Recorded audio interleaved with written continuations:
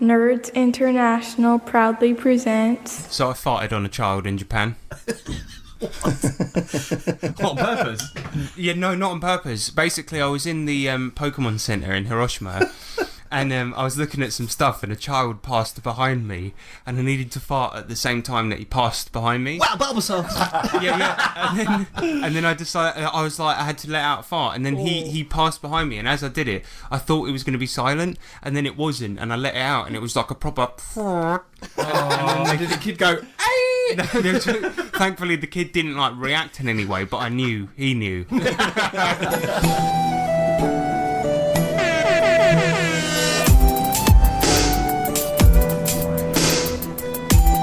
Coming at you live from the back of a cupboard behind a tin of beans, it's me, Nick Lambslice.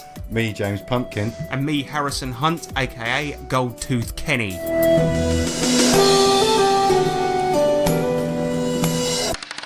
And we are the Tabletop Twats, if you please.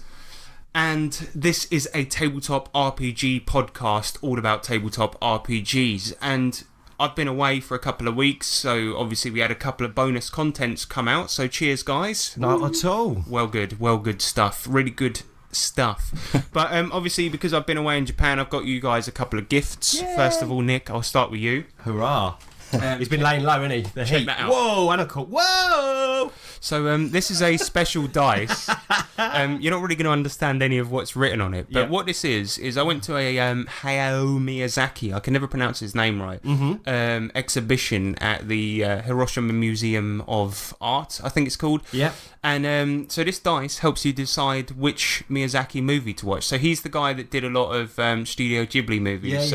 Spirited Away, My Neighbor Totoro, Porco Rosso. What's the floating? Howl's Moving Castle. That's the one, yeah. Yeah, so, but the unfortunate thing is they're all the Japanese titles, so you can't read the dice. Nah. And in addition to that, they're also written in, like, these logos that were on the movies, so you can't even translate them using the Translate app. Brilliant. So it's a pretty useless dice. But it has got eyes on it. So the eyes are if you want to watch My Neighbor Totoro. So that's the one. I know one then. Yeah. So it's very nice though. I love it. Yeah, and it's perfect. Thank you very much, James.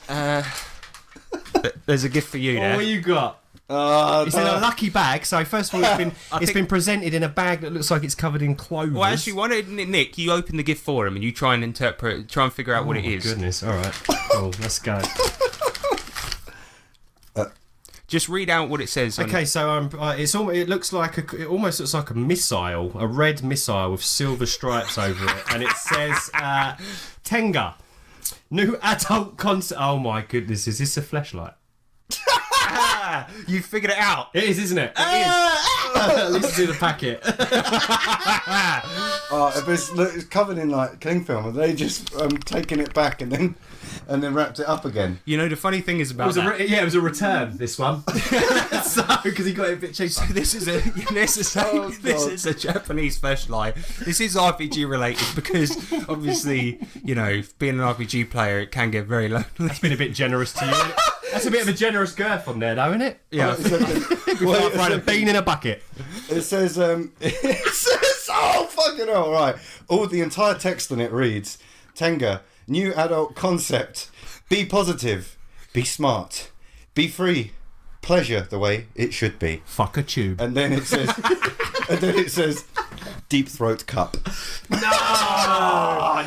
Okay, so James will be releasing a video later on today of him actually trying it out, giving it a review. We're just filming from the face up. The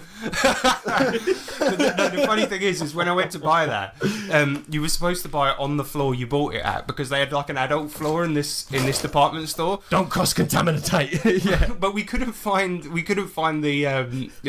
cashier on that floor, so we just went down to the bottom floor where they'd like sold like cigarettes and stuff like this, and there was like a bunch of just normal people milling about, and the woman sort of just took it, put it on the below shelf on the counter while we were waiting, and then when we went to the actual counter, she was just like, okay, fine, and quickly put it in the bag. Get out. Yeah. Oh god. So yeah, happy return, guys. Thank you. That's for you. Welcome back, man. In addition to that, it was my birthday recently, so Richard Woolcock has sent us all a little gift. Oh wow. So he sent me a pack of the Saga of the Goblin Horde Countdown deck, but he has sent a suit of cards. Now, what does that mean? So obviously you have the regular suits in a poker deck, right? But there's a new suit of cards for use with your decks. Oh, The twat suit. No way! And this has pictures of our characters from this podcast on it. oh my god! Yeah, so there's the... Nerdgasm.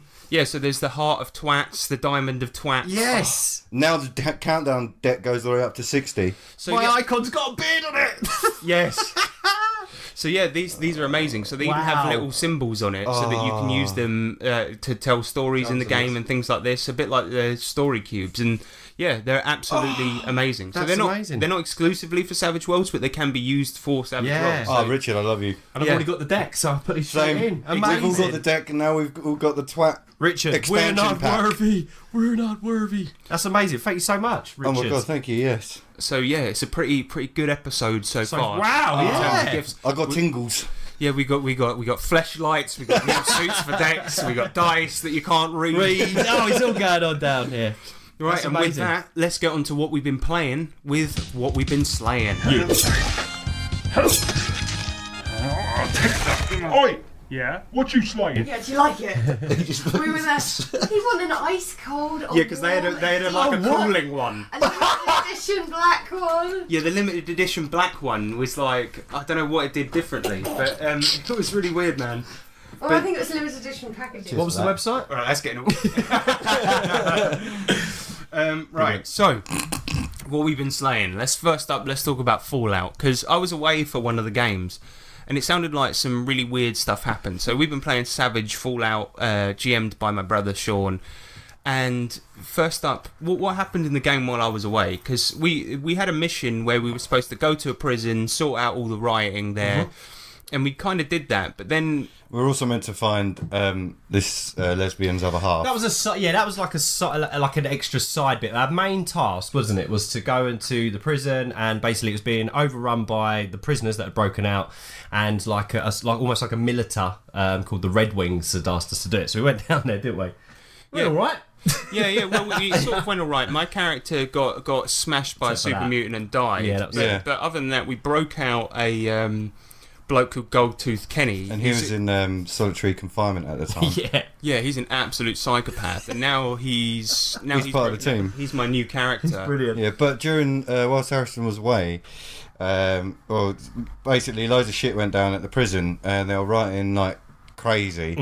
And then Ryan thought of an ingenious plan where if we could get on the PA system and then convince them that during the rioting there's been planted sort of like gifts or gold in their cells. Yeah, Then- we fooled them, didn't we? We was Yeah. like, if you go back to your cells, you'll all get a thing, because it was Kenny did it, and they knew Kenny, so they knew Kenny was a prisoner. So Kenny got onto the tannoy, and obviously being a prisoner himself, we was hoping that they'd trust him, and he told everybody that there was something in their cells, gold or stuff that had been looted, whatever, and then we was hoping that they'd all run back to their cells. Then what happened? Well, he didn't I smashed up the microphone. Well, yeah, because no one believed him because he rolled really badly. And I went then you to tried do I went to something. grab the mic, and because I critically failed, I ended up yanking it completely out of the port, and then Wrecked it. it wrecked it. Yeah. But then we managed to fix it using one of our other characters' repair Yeah. skill, and then we tried it again and was successful this time. Exactly. Yeah, so that was like the short version of the prison scene. So we managed to completely sort that out with no need for us to murder anyone else. So we actually Make a came. change. Yeah, we came. Well, yeah. It was. We came through on what we were meant to do. Yeah, For so we, once. so we kind of done the mission, and then also obviously recruited a new member, which was an ex-prisoner. So that was a situation straight away. He was like, right, okay, well, the bloke that's now with us is probably the guy that got put in prison by the Red Wings. So Well, no, yeah. he didn't. He got put in prison by somebody else. Ah, okay. Basically, Goldtooth Kenny, who's my new character, he is a murderous psychopath that has a hatred for women. He's basically a serial killer, and he got put in prison by somebody else, but he's still wanted by the Red Wings for a different string of murders. Got ya, yeah. So the funny thing is that when we came back to the campaign, you were just sort of reporting back to the Red Wings and saying like, oh, by the way, guys, we sorted out everything in the prison. We did a really good job, blah, blah, blah. And then Goldtooth Kenny had to wait outside. Nice. Yeah, and then the Red Wings came out to the car and were like, oh, by the way, yeah, good job on the mission. And then Goldtooth Kenny had to hide under the car. And then as they were talking, Goldtooth Kenny, who's only got a D4 in Smarts, which for those that don't play Savage Worlds, that's the lowest. Pretty dumb. Yeah, they were talking, and everyone was like the Red Wings guy was like, good job on the mission, and everyone like, yeah, and then Goldtooth Kenny was hiding under the car, went, yeah. Like, what was that? Was that wind? Yeah. So, but the good thing is, we, regardless of Kenny being, an ex-con or con, we actually succeeded on the mission and all became sheriffs of a town. Yeah. Now it don't matter. Because the town had no sheriffs at that moment, and we sort of proposed. Yeah, we convinced them previously. We said, can we be 5 sheriffs of the town? And the mate was like, well, we've never had 5 sheriffs before. Yeah. If we do this mission for you, maybe we can prove to you that we're Sheriff capable. Yeah, exactly. And we did it. But the funny thing was about it was that now we've got all sheriff badges, and We've gone power crazy. Yeah, we've so gone corrupt. absolutely So power mad. corrupt already. But the sheriff office was only big enough for one person. Yeah. But there was sort of a blown up hotel in the town. So we just took the sheriff sign, put it on the hotel, and then put the hotel sign and put it on the sheriff office. But now that got confusing. Yeah, now we're using the sheriff office still as a brig. That's it, as a But brig. we're all staying in the hotel. Yeah, that we blew up. And the funny thing is that all we didn't really progress much with the story, because this is a sandbox campaign. Sean's really great at allowing us to do whatever we want. And our first order of business was to sort of wave our dicks around. Yeah, exactly. And we literally just went on an arresting spree. It was like for really minor stuff. Oh my god, we had a litter bug, we had someone that swore, I think. Oh, someone who dropped a litter bug. He dropped a fag. Gambling. Oh, he dropped a fag and someone that was gambling. Yeah, somebody was gambling, somebody that dropped a cigarette, and somebody that tried to attack me because I provoked them. Oh, that's right. Yeah. So they all got slung in the brig / 1 bedroom apartment. And then James's character Frank said, I said, as we left them at night, because we were trying to go to this bar and get pissed and that for our accomplishment, I was going, right, next morning, you play Ruggy Stump all your life. Oh, yeah. And Ruggy Stump is basically a gambling game in this universe. So the next morning, just for littering, one of them had to play Frank at a gambling game or they would die. Yeah. And then all of them lost the game. And so then Goldtooth Kenny, my character, who's a complete psychopath, just went in and just went, he's got this catchphrase, before he kills anyone, he pretends he's going to do a business deal. Well, that is his business deal, isn't it? The murder. Yeah, and he goes, and he just looked at the 3 of them in the cell and went, I'm a businessman from Louisiana. I gotta say, you might be interested. And then Sean just says, right, you go in there and it's just a bloodbath. Oh, mate, I think Kenny's already... I mean, the kill count for Kenny already in our town's got to be up to about 5. Yeah, and we've been there 2 days, literally, or not even that, about a day. Because he hates women, and one of the things he did was as soon as he saw the first woman... his wife left him, didn't she? Yeah, his wife left him for a woman, so he specifically hates lesbians. Women, yeah. And there was a bit where he was saying to the other guys, like the other guys were talking about being gay and stuff like this, and he was like, I ain't got a problem with gay people, there's nothing wrong with that, but lesbians on that's a different matter altogether. And then the of course the woman in the chop shop who we borrowed a car from was a lesbian, and he goes in there and he goes, oh, by the way, I'm a businessman from Louisiana, can we talk business in the toilet for a minute? And that was the first time that that speech had happened, so none of us at the table knew what was going on. Well, none of our characters did either, but slowly Frank's cottoned on to it. And he has to calm him down at certain moments. He goes, oi, Kenny, let's have a chat outside. Yeah, and then Frank's now talked me down, so now... For release, you do it in a more... we do it to bad guys, that's the idea. Yeah, I only kill people if they're bad guys. And he kind of has to almost, not sign it off, but get approval from us. Yeah, exactly. So I rein it in. I'm a bit like Dexter, but if Dexter actually really just loved killing anyone. Absolutely. Yeah. But now I've because you guys saved my life from the prison, I'll do it... I'll listen to what you guys say, so I won't just kill randomly, but he'll still get the urge, but he'll be up for being talked down. That's it, exactly, yeah, and he won't act on it all the time. But before we finish, you've got to mention the toilet, because it was ingenious. Yeah, the toilet was crazy, because when I killed that poor woman at the chop shop... And child. and the child. Well, teenager. What happened is that we went into, because we were in a chop shop, we went into the loos, and that was where her office was. And what I did is I was doing like a bit of a con, and I went in there and I'm a businessman from Louisiana. I want to buy all these cars and tents that you have in here. And then I went into my pocket, dropped all my caps on the floor, and I went, "Oh my, I am so clumsy, yo. You're gonna have to help me pick that up." And as she bent down to pick them up, I bit her throat out, and then she, because his trademark weapon is his gold teeth. His gold teeth, yeah. And she was lying on the floor, spurting blood out everywhere. And then I come out the loos, quickly closed the door, and I'm like, "There's an incident in there we need to take care of." And then we bundled her assistant in there. Then I just put my arm through the door and started knifing wildly. Stabbing through the door. He was dead as well. Then we just welded the door shut. And put a sign on. Yeah, we put a sign on the door, just said "Bog Buggered." And left it as that, yeah. So we got like an airtight tomb. Basically. It was really dark. Yeah. But this guy's been in solitary. He's a psychopath. He was in that asylum for a reason. And most of our characters, especially mine, are dumb as fuck. So we're just like, Well, I'm a robot as well, so I just follow the crowd. yeah. So Nick's the robot, so he doesn't, Since we lost Shitman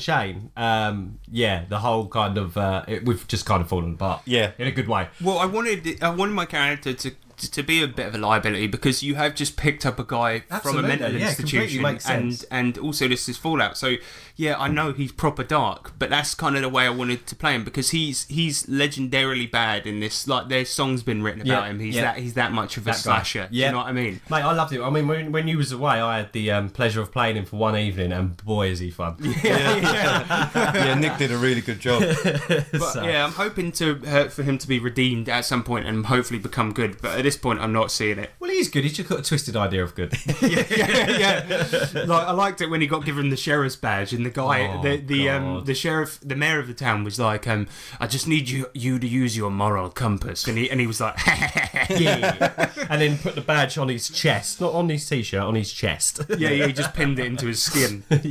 Yeah, it was really, really fun, and Frank was absolutely on form. I'm struggling to remember some of the stuff he was saying. No, this is one of them. After the power-hungry arrests for literally nothing, when we left the bar, Kenny smashed his bottle outside, and then Frank piped up and went, "Oi, oi, oi. I could do you for arrestment." Oh yeah, because me and Frank continued drinking at the bar, and we were completely drunk. Yeah, and he's like, "I could do you for arrestment," and we were so drunk. It was so funny. But it is. It's taken a dark turn. I'm not going to lie. But it's great. So we are basically corrupt sheriffs of this town, and we're kind of slowly growing a kind of. Well, that was funny when we was like, "Well, we got a hotel and a thing down," and then the mayor was like, "The hotel's not yours," and we're like, "Yeah." And Frank's like, "Yeah, it's ours. Yeah." Yeah, thanks for giving it to us. So it's poor old Cool Hand Ranch. Apologies for the new sheriff. Yeah, that's the town we're in. So next up, you guys, while I was away, played a game of Daring Tales of the Space Lanes, right? We did, yes. GM by Pete. Peter and me. He did us a one shot of Daring Tales of the Space Lanes. I think it went a bit off kilter. We didn't realise at the time. He told us at our last session that he realised he fucked up, and he sort of went off the beaten track, and really at the beginning had to try and push us down it, and then we just went so far off tangent that he just I didn't notice it though, because I think, like, he said he messed it up right at the beginning, but because we were like keen to get involved in the story, he was like, you see some shady dudes look like they're doing some kind of a business kind of deal on this planet. Yeah, and then we instantly, like something from Star Wars, like a whole hodgepodge of different aliens and creatures and people and everything. So we followed them. Yeah, instantly made chased. That's it, exactly. Then they disappeared, and then it turned into like an investigation type thing, and we knew that. Well, we weren't good people, but we knew there could be cash in it for us. That was the thing. And we were all just about the money. Yeah. So, and then before we set up this kind of elaborate surveillance scheme, and because James' character had like mind control, like he had psionics, so he was able to kind of do some cool stuff with that. And we got the barmaid on side straight away because James' character was incredibly attractive, so she was helping us out. We had CCTV going on. It was cool. It turned into like a right stealthy cloak and dagger type game. And it was quite interesting because it turned out that the bar had it was the shadiest bar in the entire place. Yeah. And as a result, it had fucking thousands of cameras inside there. So That's right. there were no blind spots. And it turned into a club in the evening, so we had to leave and then get back in again. But because we'd befriended the barmaid, that was pretty easy actually. Yeah. So we managed to get through the back door and then just sort of skulk in. Yeah. What was the reason that you were chasing these guys down then? What did they have? We didn't know. But we knew it was a shady deal that probably could have money involved in it. If we could make a quick buck. Yeah, you just because in the Daring Tales you played these bounty hunter guys, right? So you just knew they had something. And we were just like, we could make a quick buck out of this. Let's chase them down. Exactly. And take the money. And it turns out that it was a kidnapping. It was a kidnapping payoff, so that was what the money was for. Oh, Yeah. And we was so we got using the 30,000. That That's was in the case. Yeah. And then we found the location of where the big bad guy. where the kidnapped person was. Yep. So we decided to jump in our ship and fly in all guns blazing and blow the shite out of the headquarters. And we were fucking smashing it. Yeah, we we went did. there. There was a bunch of guards They around didn't get on in their different ships, floors. did they? We blew them up before they even got into their ships. So Yeah. we come flying in. There was a full shield. We found a hole through the full shield through some really good piloting rolls. There was a bunch of the bag, this big crime boss's kind of army or whatever was about to get into the ships. We blew them up before they even got off the ground. It was it was fun. It sounds really good. I really like the Daring Tales. Have you guys played it before? The first time. First time, I think, yeah. Oh, because I've played quite a few of those missions now, and I really like the feel of them because it's proper classic sci-fi stuff. Yeah, It feels like a bit of a mix, for me at least, between like a bit of Star Trek, Star Wars, and a bit of Mass that's Effect. what it felt like to us. It was I was like a female Kirk, and you were like a Spock type character, weren't you? Yeah. Yeah, but then your characters are a bit like Cowboy Bebop-ish as well because you're a bit you're like bounty hunters, but it's more high sci-fi than that. Yeah.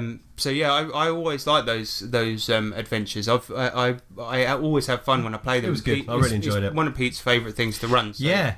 yeah. It was a really good laugh. It was a good laugh. It was a really good mission. There was some really cringy, bloody romance scenes in it. All sorts. We had some sexual prowess rolls. I had to Rob. No, yes, Sleep with I had the to. barmaid. Peter was really trying to get me to fuck up, right? So he made me roll so many times for sexual Bigger. performance Yeah. roles. What? So he was going like, okay, now the next move. Yeah, and it would just be Yeah, like, oh, yeah. he'd be like, yeah, cool, roll again. I was And he's like, gagging in "All my right." mouth the whole And it's just time. like, yeah, she's satisfied. Not She's finished all right. yet, though. You're like, And I was oh, just come on, like, I was Pete. like, come on, Pete. How many times are you going to make me roll? This scene's going on for She's too getting long. there. Yeah, she's And he was like, yeah, she's satisfied, yeah. And then in the end, Pete was just like, yeah. I came up top trumps. Good performance. Because I needed to, because I was playing my character like that. Like he had a... It was horrible. It was horrible, but he had... what's the word I'm looking at? Something to upkeep. A reputation to upkeep. Yeah. So... yeah. Oh, so you really wanted to do well. Yeah, I was just like, I know this is bad, but I'm going to spend a penny because he needs to do well. Oh, that's right. Yeah, you did, didn't you? Yeah, but no, it was a perfect one shot, and it was a very good laugh. Yeah, Sweet, sounds good. well done, Pete. Well done, Pete. Also, we've been playing Ravenloft Oh, boy. in our DCC actual play Ravenlord. So I just wanted to touch on that really quickly because obviously usually that would be dropping about now because last week we would have done a normal episode. This week we would have done Ravenlord, which is our DCC actual play Ravenloft. But obviously because I was on holiday, the schedule got messed around a little bit. So Ravenlord will be the very next episode That's that right. we do. Absolutely. In addition to that, I just wanted to get your guys' thoughts on how Ravenloft stacks up in DCC. I think it's great. I think it's great and it's fucking petrifying. I love the darkness of it. It's we've had. I mean, I know we've only just kind of touched on this new campaign, but already it's got some quite harrowing parts to it already. The thing is, I think it makes the boss at the end was horrendous. Yeah, I think it makes the fragility of characters even More so, yeah. more intense, and you really, really need to properly try and immerse yourself into the world to try and do well in it. I think It's creepy as hell. I would agree with that because because in DCC characters are fragile anyway. Yeah. Then you add in because what I did is I fear ported checks, over isn't it? it's horror, fear, and madness, That's and it, there's yeah. another behind the scenes one. Anybody that knows about Ravenloft will know about that. But there's powers checks. Now you guys won't know anything about that, and I won't really mention what it actually is. Good. But there's that as well. So there's these extra things that you're adding on top of it that make it even harder because in DCC, just getting through it normally is really hard Yep. because in Dungeon Crawl Classics, characters can start with 1 HP. all the time. Yeah. Now, James, you were playing a level 0 butler, Yeah. so you had a really low HP anyway. My HP is ridiculous. It was man. basically 0. Yeah, yeah. It was like you got through it through a very good strategy, but there were certain points where, like, say for instance, you do even a horror check can make you stand still in place, and a horror check is just seeing something horrific. Oh, man. Yeah. Now, so it's fear, horror, and madness. So fear is the lowest one. So fear check is like, okay, you're scared by something. Then horror is if you see something horrific. So fear, maybe you could just stand there in place. Well, then you're just basically like sit and duck. You're just petrified, yeah, exactly. And you can't move, free attack on someone, and then you're mullered, yeah. yeah, and then a horror can make you run in the opposite direction. Exactly, which that's is exactly what That's happens. exactly what happened to me. Exactly. Yeah. So my point is that all of these things just make you even more fragile. And even in more- madness, I suppose it has a long-lasting effect, so... Well, We don't know yet. We don't know yet. Well, fast forward- I'm just guessing here. now fast forward 30 seconds if you don't want to have a spoiler for the episode. But he did get a madness, remember? Because he rolled on God, on yeah, of course he did. on horror, Yeah. and then got what was it? Permanent paranoia. Oh, that's it, Oh, permanent yes. paranoia, yeah. Because if you roll on the horror one, you can actually then, if you get a bad result, have to roll on the next table up. That's it. Oh yeah. So yeah, that is pretty horrific. And you And walk combining away the with two something. is they're such a great fit, but they are bloody scary when Oh, combined. mate, yeah, So definitely. yeah, anyone that can combine Ravenloft and DCC, it's a great laugh. But I won't go into the actual intricacies of what happened in the game. No, because- go listen to Go it. It's listen well to worth it. I mean, personally, I'm loving it. We were all a little bit nervous, if we're honest, about the season 2, the difficult second album, as it was. But the so far so good. I think. Well, listeners, let us know. But I'm really proud of it. I think it's a very good transition into a new season, and it keeps the kind of feel of what we had before. Yeah, I can't wait to get more into Get more of it. Yeah, definitely. Yeah, me neither. It's So awesome. on what you've been saying, we often talk about new stuff that we got, and I just wanted to quickly speak about the Twisted Menagerie Manual. Oh, Now, what is that? I hear you ask, dear listener. So, Dear single listener. dear single listener, well, we played a while back the American Survival Guide, which Yep. was a post-apocalyptic setting for DCC. Well, good old Reed San Filippo, I think his name is. He released the Bestiary for it. No way. And it is absolutely God. incredible. Just as thick as the actual book itself. Owen Lean very kindly sent me some money for Drive Through RPG. He is a listener of this show and a good friend of ours. And this is amazing. It's got amazing Really artwork cool. in there. Yeah, always. Every single monster has its own full page, near enough most of the time. It's got a whole section at the back of just boss monsters as well. So yeah, it's Oh incredible. wow. Sorry. Say some of the stuff you see in there. I just saw a Tyrannosaurus Rex with a laser tail, Yep. laser gun tail. That's pretty Just good. got it looks like apes with only 3 limbs and the Pumpkin pumpkin heads. Yeah, that's a jack orangutan. What the fuck? Lockheater?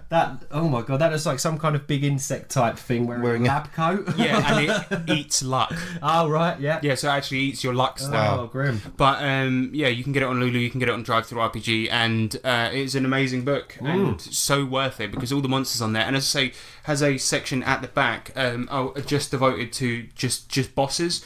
And the good thing Is about that the one with the Santa boss and stuff? yeah, so what it is all, at the back it has all of these things, and it'll have a big story about them.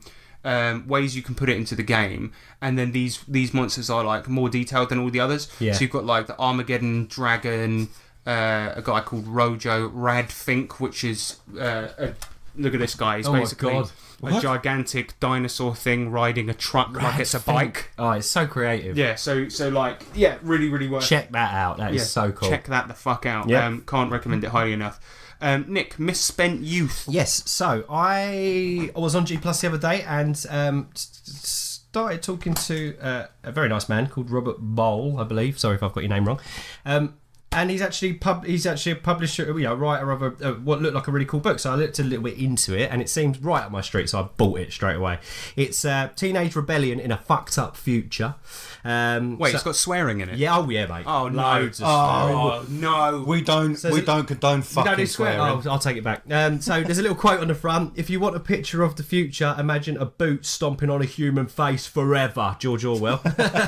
And it's I haven't read it yet because I only just picked it up literally a couple of days ago. Before I gather is you're a group of young people fighting against a dystopian future in like a kind of really punky kind of fuck the system rebellion type game, and I think it's like quite collaborative. So what, from my understanding, is you set up all your relationships before you start. You also collectively create the bad guy and the kind of overarching evil that's in the world, and then you get away with it. But obviously I'm going to have a proper read and maybe we'll do an episode on it. But first, what do you think, guys? Well, first thoughts? I really like the look of it. Yeah, it looks really super cool. punk. Yeah, Super punk. All the artwork inside it is proper. Yeah, because he's done like a typewriter style, like everything's been pasted down in there, and the artwork is spectacular on the front. It really looks proper punky. Yeah. So it looks awesome, and I really like the sound of it. Like I like those collaborative story games. Yeah. A lot of people think that they're the dirge of role-playing games, but I really like them. Yeah, me too. I enjoyed them as well. Yeah. Especially, like, the point is, if you're all creating a story together, then you can make it as awesome as you want. And get some really good stuff out of that. So, sounds awesome. So, how did you get chatting to Robert Bowl then? Well, I was doing some. So the RPG a day thing was going on, and oh yeah, you've been answering some of these questions. I was trying to do. I've got to catch up. I actually missed like a week. It's hard to keep doing them every day, but I was trying to get involved with it because it's quite good fun. You know, raise a bit of awareness for RPGs and stuff. And I did one of the posts, and I think he might have commented on it, and then we followed each other, and then I saw obviously his front cover for his profile was the book. Looked into the book, thought, yeah, that looks amazing, and that's why I picked it up. That's really cool. Yeah. Nice. So thank you very much, Robert, and I'm going to have a proper read, and maybe we'll do an episode on it later on. So I wanted to chat about a couple of birthday presents I got. First of all, Nick, you got me Imprisoned in the God Skull. Yeah. DCC Adventure Number 98. Yep. So this looks amazing. It's by Michael Curtis, who's one of the best writers for DCC RPG out there. And he... Isn't it the newest adventure? I believe it's the newest adventure for DCC. I think so, might have to fact check that, but I'm fairly certain it is. One of the or at least one of them. Yeah, and it looks amazing. So essentially, what it is that there's like a skull of a god floating in space, and in there is an alien that's really, really unbelievably powerful that's about to escape, and you have to go up there and make sure it doesn't escape. And it's a 6th level adventure. And once you get in there, you realise that in addition to that, some other aliens are coming in and they're about to start fucking shit up. So while the prison guards are trying to stop those aliens from coming in, you have to stop that alien, the big one, that from they getting was out. Originally in the prison. Yeah, exactly. Yeah. So the actual prison is a dead god. Yeah, and the actual prison is a dead god's skull. Yeah. And the thing that's going to get out is so powerful that even the lawful gods can't contain it. Yeah, so it's fucking awesome. Cool. It's the sort of stuff that DCC does best. So it's really cool. I read the intro of it the other day. I was looking at the artwork, and the maps for it are insane. Really? They're really, really cool. Wicked. So yeah. Probably going to run that online for the patrons at some point. So that should be good. Awesome. And James also got me The Adventures of Indiana Jones. Oh my god. Complete box set. Piece of history here. As a piece of RPG gaming history. For those that don't know, we actually did a challenge where Nick was supposed to find the weirdest RPG gaming history stories that he could, like ages ago, maybe in like episode 2 or something like this. Yeah. And this was essentially a game that was made by TSR ages and ages ago, and it was so bad and sold so few copies that they incinerated most of them. Yep. And now copies are so hard and expensive to track down that getting a complete copy is near impossible. And I got one now. He's got one. Thanks to James. Yeah. James done it. And finding one in good condition as well is near impossible. Yep. And I got one. Yeah, So he's got thanks, it. James. The box one. What a present! What a present, and a great way to become old. Mate, yeah, so we check it. Yeah, no, totally. And we're going to check it out. Obviously, you know, it's meant to be horrendous, but it's a piece of gaming history. Obviously, birthed the Diana Jones Award, didn't it? Well, one of our new friends, Connor, he said that we should do a convention called Unplayable Con, where we just play games that are complete so rubbish. bad and broken that they don't work. That'd be totally one, but it's one of those things. Imagine the comments for that after though. Yeah, it was shit, but we expected that. Yeah, you know, like one of those in Spinal Tap when he's looking at that guitar and he's like, "Don't even look at it." It's like that. I didn't even want to put it on my shelf next to my other games because I was like, it can't be sat next to those other ones. Yeah, but it came in like a plastic wrap, so it's staying in there. I think I don't even want to get it out. Imagine you open the box, it goes. Imagine if it turns out I open it and there's nothing in Nothing there. in there at all. That's James the lied trick to me. all along. No, I check the contents. But no, we've got to check it out, and maybe we'll play it for fun. Be I laughing think, at it. yeah, I think Yeah, we should we- either do that or review it. We'd Yeah. scan it all and then play it. Yeah. Because it's the original, it's an original copy. It's because obviously That's the point, yeah. But thanks so much, guys. I really welcome. appreciate Not the at all. birthday presents, and you guys are the best, Yeah, despite what they say. despite what everyone says. Well, thanks for the flashlight. Main.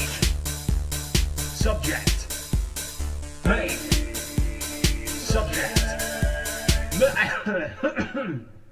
Sorry.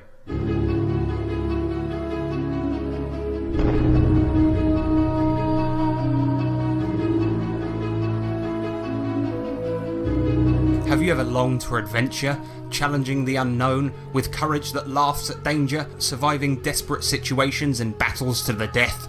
People who have experienced such great adventures in the real world are exceedingly rare. All the more reason why people seek adventure in novels, comics, cartoons and movies where they can empathise with the main characters, be excited and thrilled, and thus satisfy their desire for adventure. Sword World is a fantasy RPG set in the Sword World of the same name.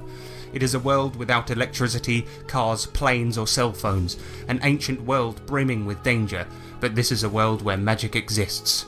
Gods are real, there are mysteries, ruins where vast treasures lie, and many threats and monsters, and above all, a myriad adventures.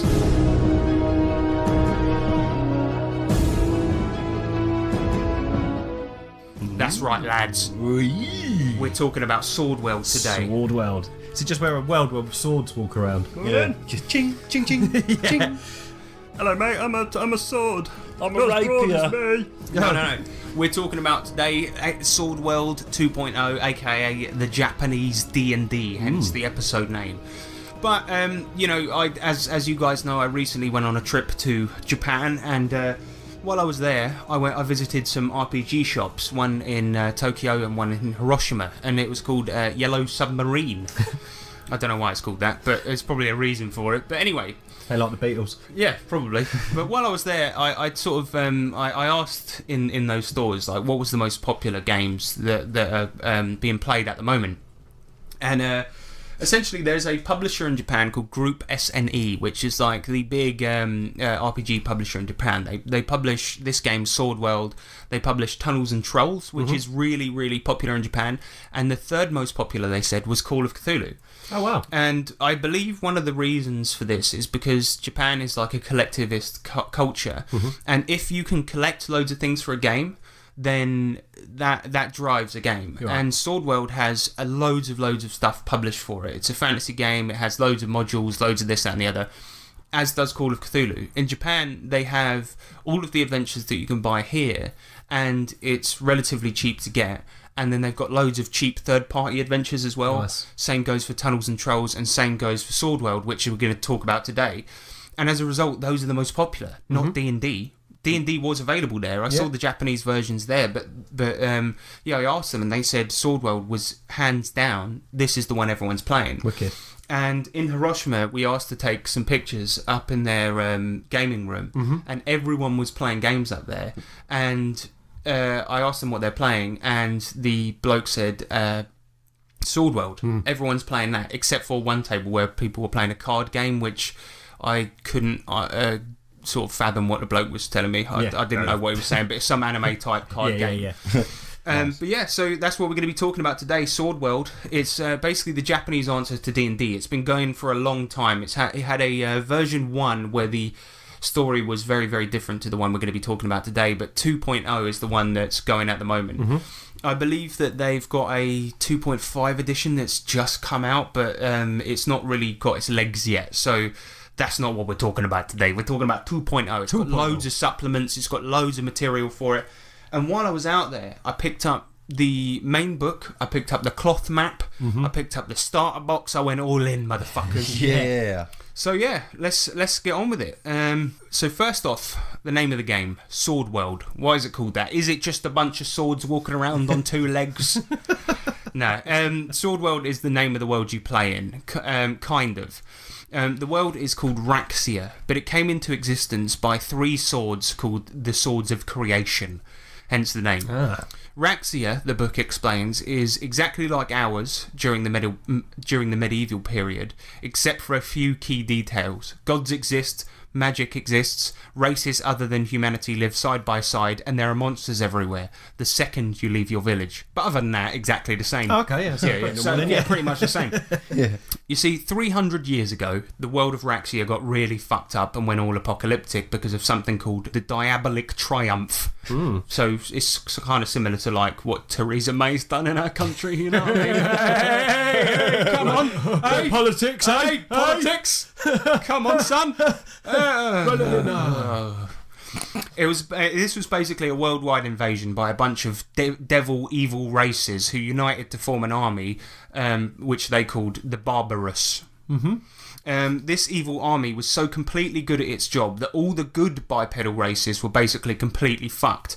Except they weren't, because some brave high-level heroes managed to kill the king of Barbarous, meaning the invasion was stopped. However, 5 guys in cloaks rolling in and killing the boss didn't really do much about all the big army, and so the world became this endless stream of darkness, with towns and cities representing tiny pockets of light and safety. And the players come in here. They can be heroes wanting to clean up the world from the monsters left behind after the war, people wanting to look for treasure from civilizations that the Barbarous destroyed, or perhaps they can be the bad guys, Barbarous worshippers looking for a way to bring back the king. As the book puts it, there are many roles covered by the word adventurer. So, let's get into the characters. In this game, you got some brilliant races. You got human, Yep. you Good. got elf, Yep. Good. you got dwarf. Okay. Good. That's about it. What? Only joking. You got rune folk, you got tabbit, you got nightmare. Nightmare. Nightmare. That's right, mate. You can be a nightmare. That's The guy from Soul Calibur. That's him. He's there. No, so rune folk are a race of people that were not born but made by an ancient civilization. They look like people, eat like people, but they can be told apart because parts of them are like visibly metal or stone. They have no ability to use holy magic or fairy magic due to their inability to hear gods or see fairies, which, you know, is basically a bit of a disability. Can't see him. What's that? Who? Fairy? No, mate. Somebody say something. You're full of shit. However, because they're good with tech and often quick, they usually make great gun mages. No. That's awesome. Hello. Yeah, that's right. Gun mage is a class in this, and That's wicked. we'll get into that later. Yes. So, tabbits and nightmares. Tabbits are basically rabbit people who excel in magic. They stand about 1 meter high, are unable to use holy magic. And they're They cute. believe that they are descended from long defeated gods, and that's why the currently existing ones won't grant them any power. Being good at magic isn't all, though. They have very short arms and legs, making them quite clumsy and often sluggish. Okay, fair enough. Oh, that's brilliant. And lastly, let's talk about the nightmare. Yes. Yes. Nightmares are demon-like people, usually beginning life as a human, elf, or dwarf, and they can shapeshift, but they're weak to silver and certain elements depending on their race of origin. The races in the game are cool because, yes, of course it affects your ability scores, but each one actually has a unique ability too. For example, the dwarf has Sword's Salvation. Essentially, dwarfs in this game are immune to fire. Oh, Like, Awesome. I don't know if it actually burns their beards or anything like No, that, but they just walk through fire. Any flame weapons don't damage them. Nice. They can just... I'll walk through this like nothing. Yeah, so... I Oh, I'm mean, naked. yeah. Shite. Where's my flashlight? Tabbits can make an at-will danger sense check. Rune folk can exchange their HP for MP. And once per session, a human can use Change Fate and can flip the dice to the opposite side if they would prefer that result. Oh, that's cool. Now, let's talk about classes. Classes in Sword World are lumped into 3 categories. Warrior, Wizard, and Other. Cool. Another. There's good catchment zones. It's like filling out a form, yeah. Gender. Yeah. Warrior, wizard, or other. Oh, the PC world we live in. Yeah, so warrior classes are like fighter, grappler, fencer, and marksman. Wizard classes are like sorcerer, conjurer, priest, fairy tamer, and gun mage. And the others Awesome. are like scout, ranger, and sage. Cool. So a lot of these are fairly self-explanatory. A sage is knowledgeable, a grappler grapples. But I know what you're all thinking. What does the gun mage do? Hell yeah.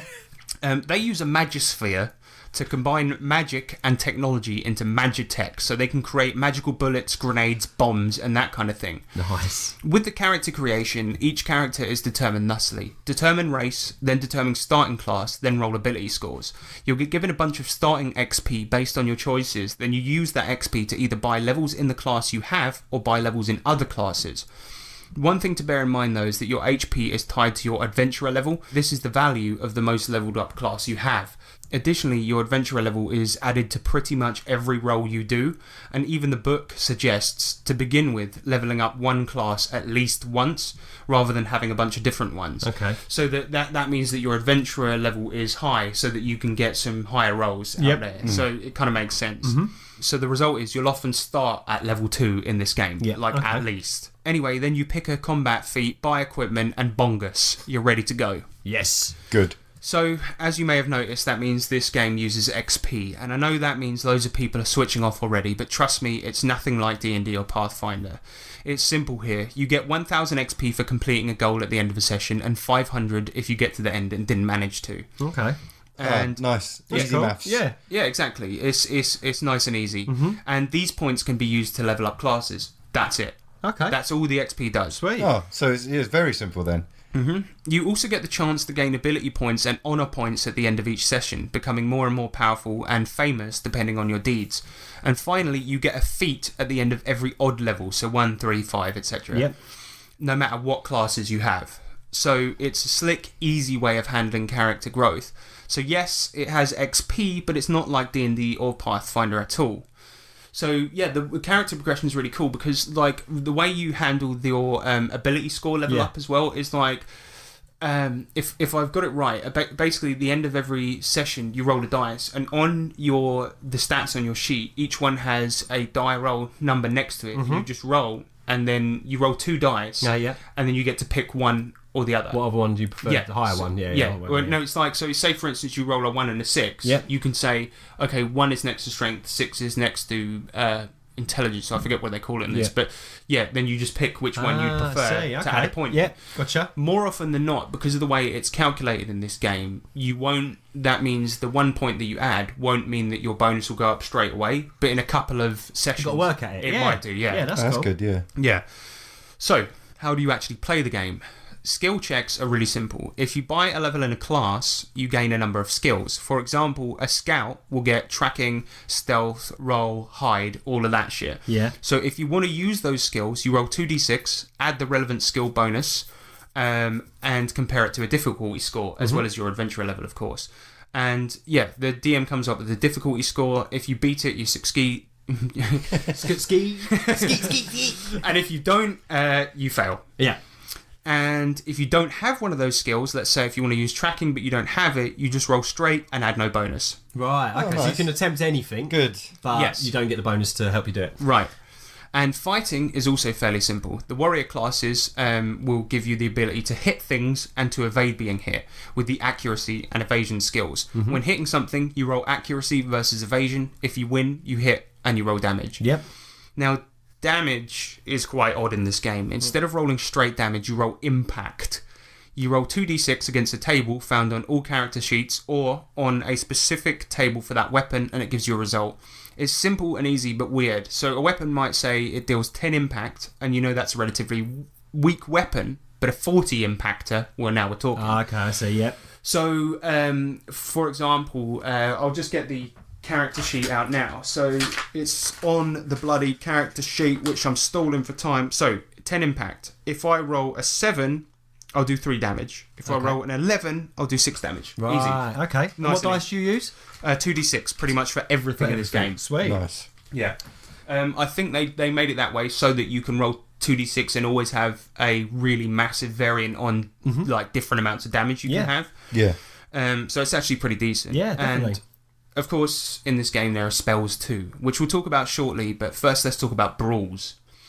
So there are normal battles in this game, but there's something called Brawls, which it's a really strange combat rule that I'm not sure why it's in here, but I'm sure in practice it might actually work out really cool. Yeah. So if 2 characters enter combat and are extremely close to each other and start a fist fight or just a normal fight, and one of them declares out of game, if be it the GM or the other guy, that it's a brawl, it's considered to be a brawl zone, and they cannot leave unless knocked out or using special rules to escape the brawl zone. So it's equivalent of basically a load of people in the crowd all circling, going fight, fight, Yeah, fight. or like, you know, in a cartoon when there's that cloud and there's fists coming out. Yeah, you can't leave that until it's over. So, or unless you use the special rules to get out, right? So, additionally, anyone passing by the brawl zone is in danger of getting whacked by a flying fist. Of course, yeah. And Awesome. any character can join the brawl if they declare they're joining the brawl, and up to 20 people can enter and join the brawl zone. So That's incredible. Royal Rumble. yeah, so it is literally like the rules for a Royal Rumble. That's so right? cool. Yeah, I and like it. there are even rules for like slinging spells into a brawl zone and things like this. So, and it might just hit random people because it's just a bunch of fists flying. That's so cool. Yeah, and one rule I really like: if two brawl zones break out and they move towards each other, they can fuse. to make a brawl zone. So That's nuts. it's bizarre. I know. So you've got two avenues of combat. Yeah, so the brawls are basically, they are just quick rules for having like a really dirty big fight. Yeah. So it's really cool. Sounds fun. It's bizarre that they even included it in there because I would assume just a normal fight could be used to resolve that, but a brawl seems to be like a more dirty. Bring on the fight. brawl zone, Yeah. mate. Yeah.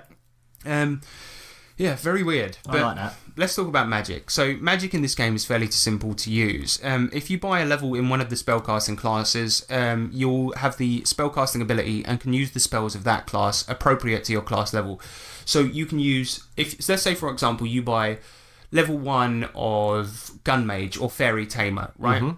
Then you get all the spells, all the level 1 spells, and you can use all of them anytime you want. Straight away. But they cost the relevant MP. So there's 5 types of magic. Sorcerers use true speech, conjurers use manipulation, priests use divine, fairy tamers use fairy magic, and gun mages use magitech. And if you cast a spell, you roll spell casting, then the enemy uses either willpower or fortitude to resist, depending on the spell. And if they succeed in resisting, they either nullify it or halve it, depending on the spell, and sometimes they can't nullify or halve it, depending on the spell. It's pretty easy, and then you just take off the MP and you're done. Okay. So yeah, each one has a mana point cost. Yeah. That's pretty much it. It's nice and easy, but let's look at some of the spells. So some level 1 sorcery, or true speech as it's called, Energy Bolt, deals 10 impact plus magic power damage. Magic power is dependent on what, like staff or stave or whatever weapon you're holding at the time. So, light removes penalties to darkness within 10 meters. Sleep, you'll know what that one does. But the 6th level spells are not that exciting for sorcerer either. You have things that are fairly commonplace in D&D, like Fireball, which does 20 impact in a 3 meter radius, Conceal Self, and one called Hard Lock, where you can magically lock something and it can't be unlocked by non-magical means. Okay. But bear in mind, this is just the sorcerer, which we've seen 1,000 times before in every other game. But let's take a look at some of the more whacked out classes. So, level 1, Gun Mage can do Solid Bullet, which is just a more damaging bullet. Okay. Or use Mana Searched to use their Magisphere to sniff out all treasure in an area. Ooh. At level 2, they can make knockout bombs, but they're called knocker bombs. Knocker bomb. That sounds At good. level 3, they can make jump boots. At level 5, they can make zip lines and grenades and what the book calls shotgun bullets. They're essentially fantasy SWAT team Batman people. I think everyone would That's be so that. cool. I want to be a gun mage. Yeah, because if we play this, I know everyone's going to want to be a gun mage. Yeah. Especially because the rune folk, who are basically like fantasy robot types, Yeah. you're going to want to be a rune folk gun mage. Yeah, Everyone's going to want to be that. We're just going to have a team of Oh basically my a God. SWAT team. So cool. But yeah, they are awesome. So the fairy tamers are like elemental mages. They can do things like use water to heal, use wind to make shields, use stone to make armor, ice to damage opponents, that kind of thing.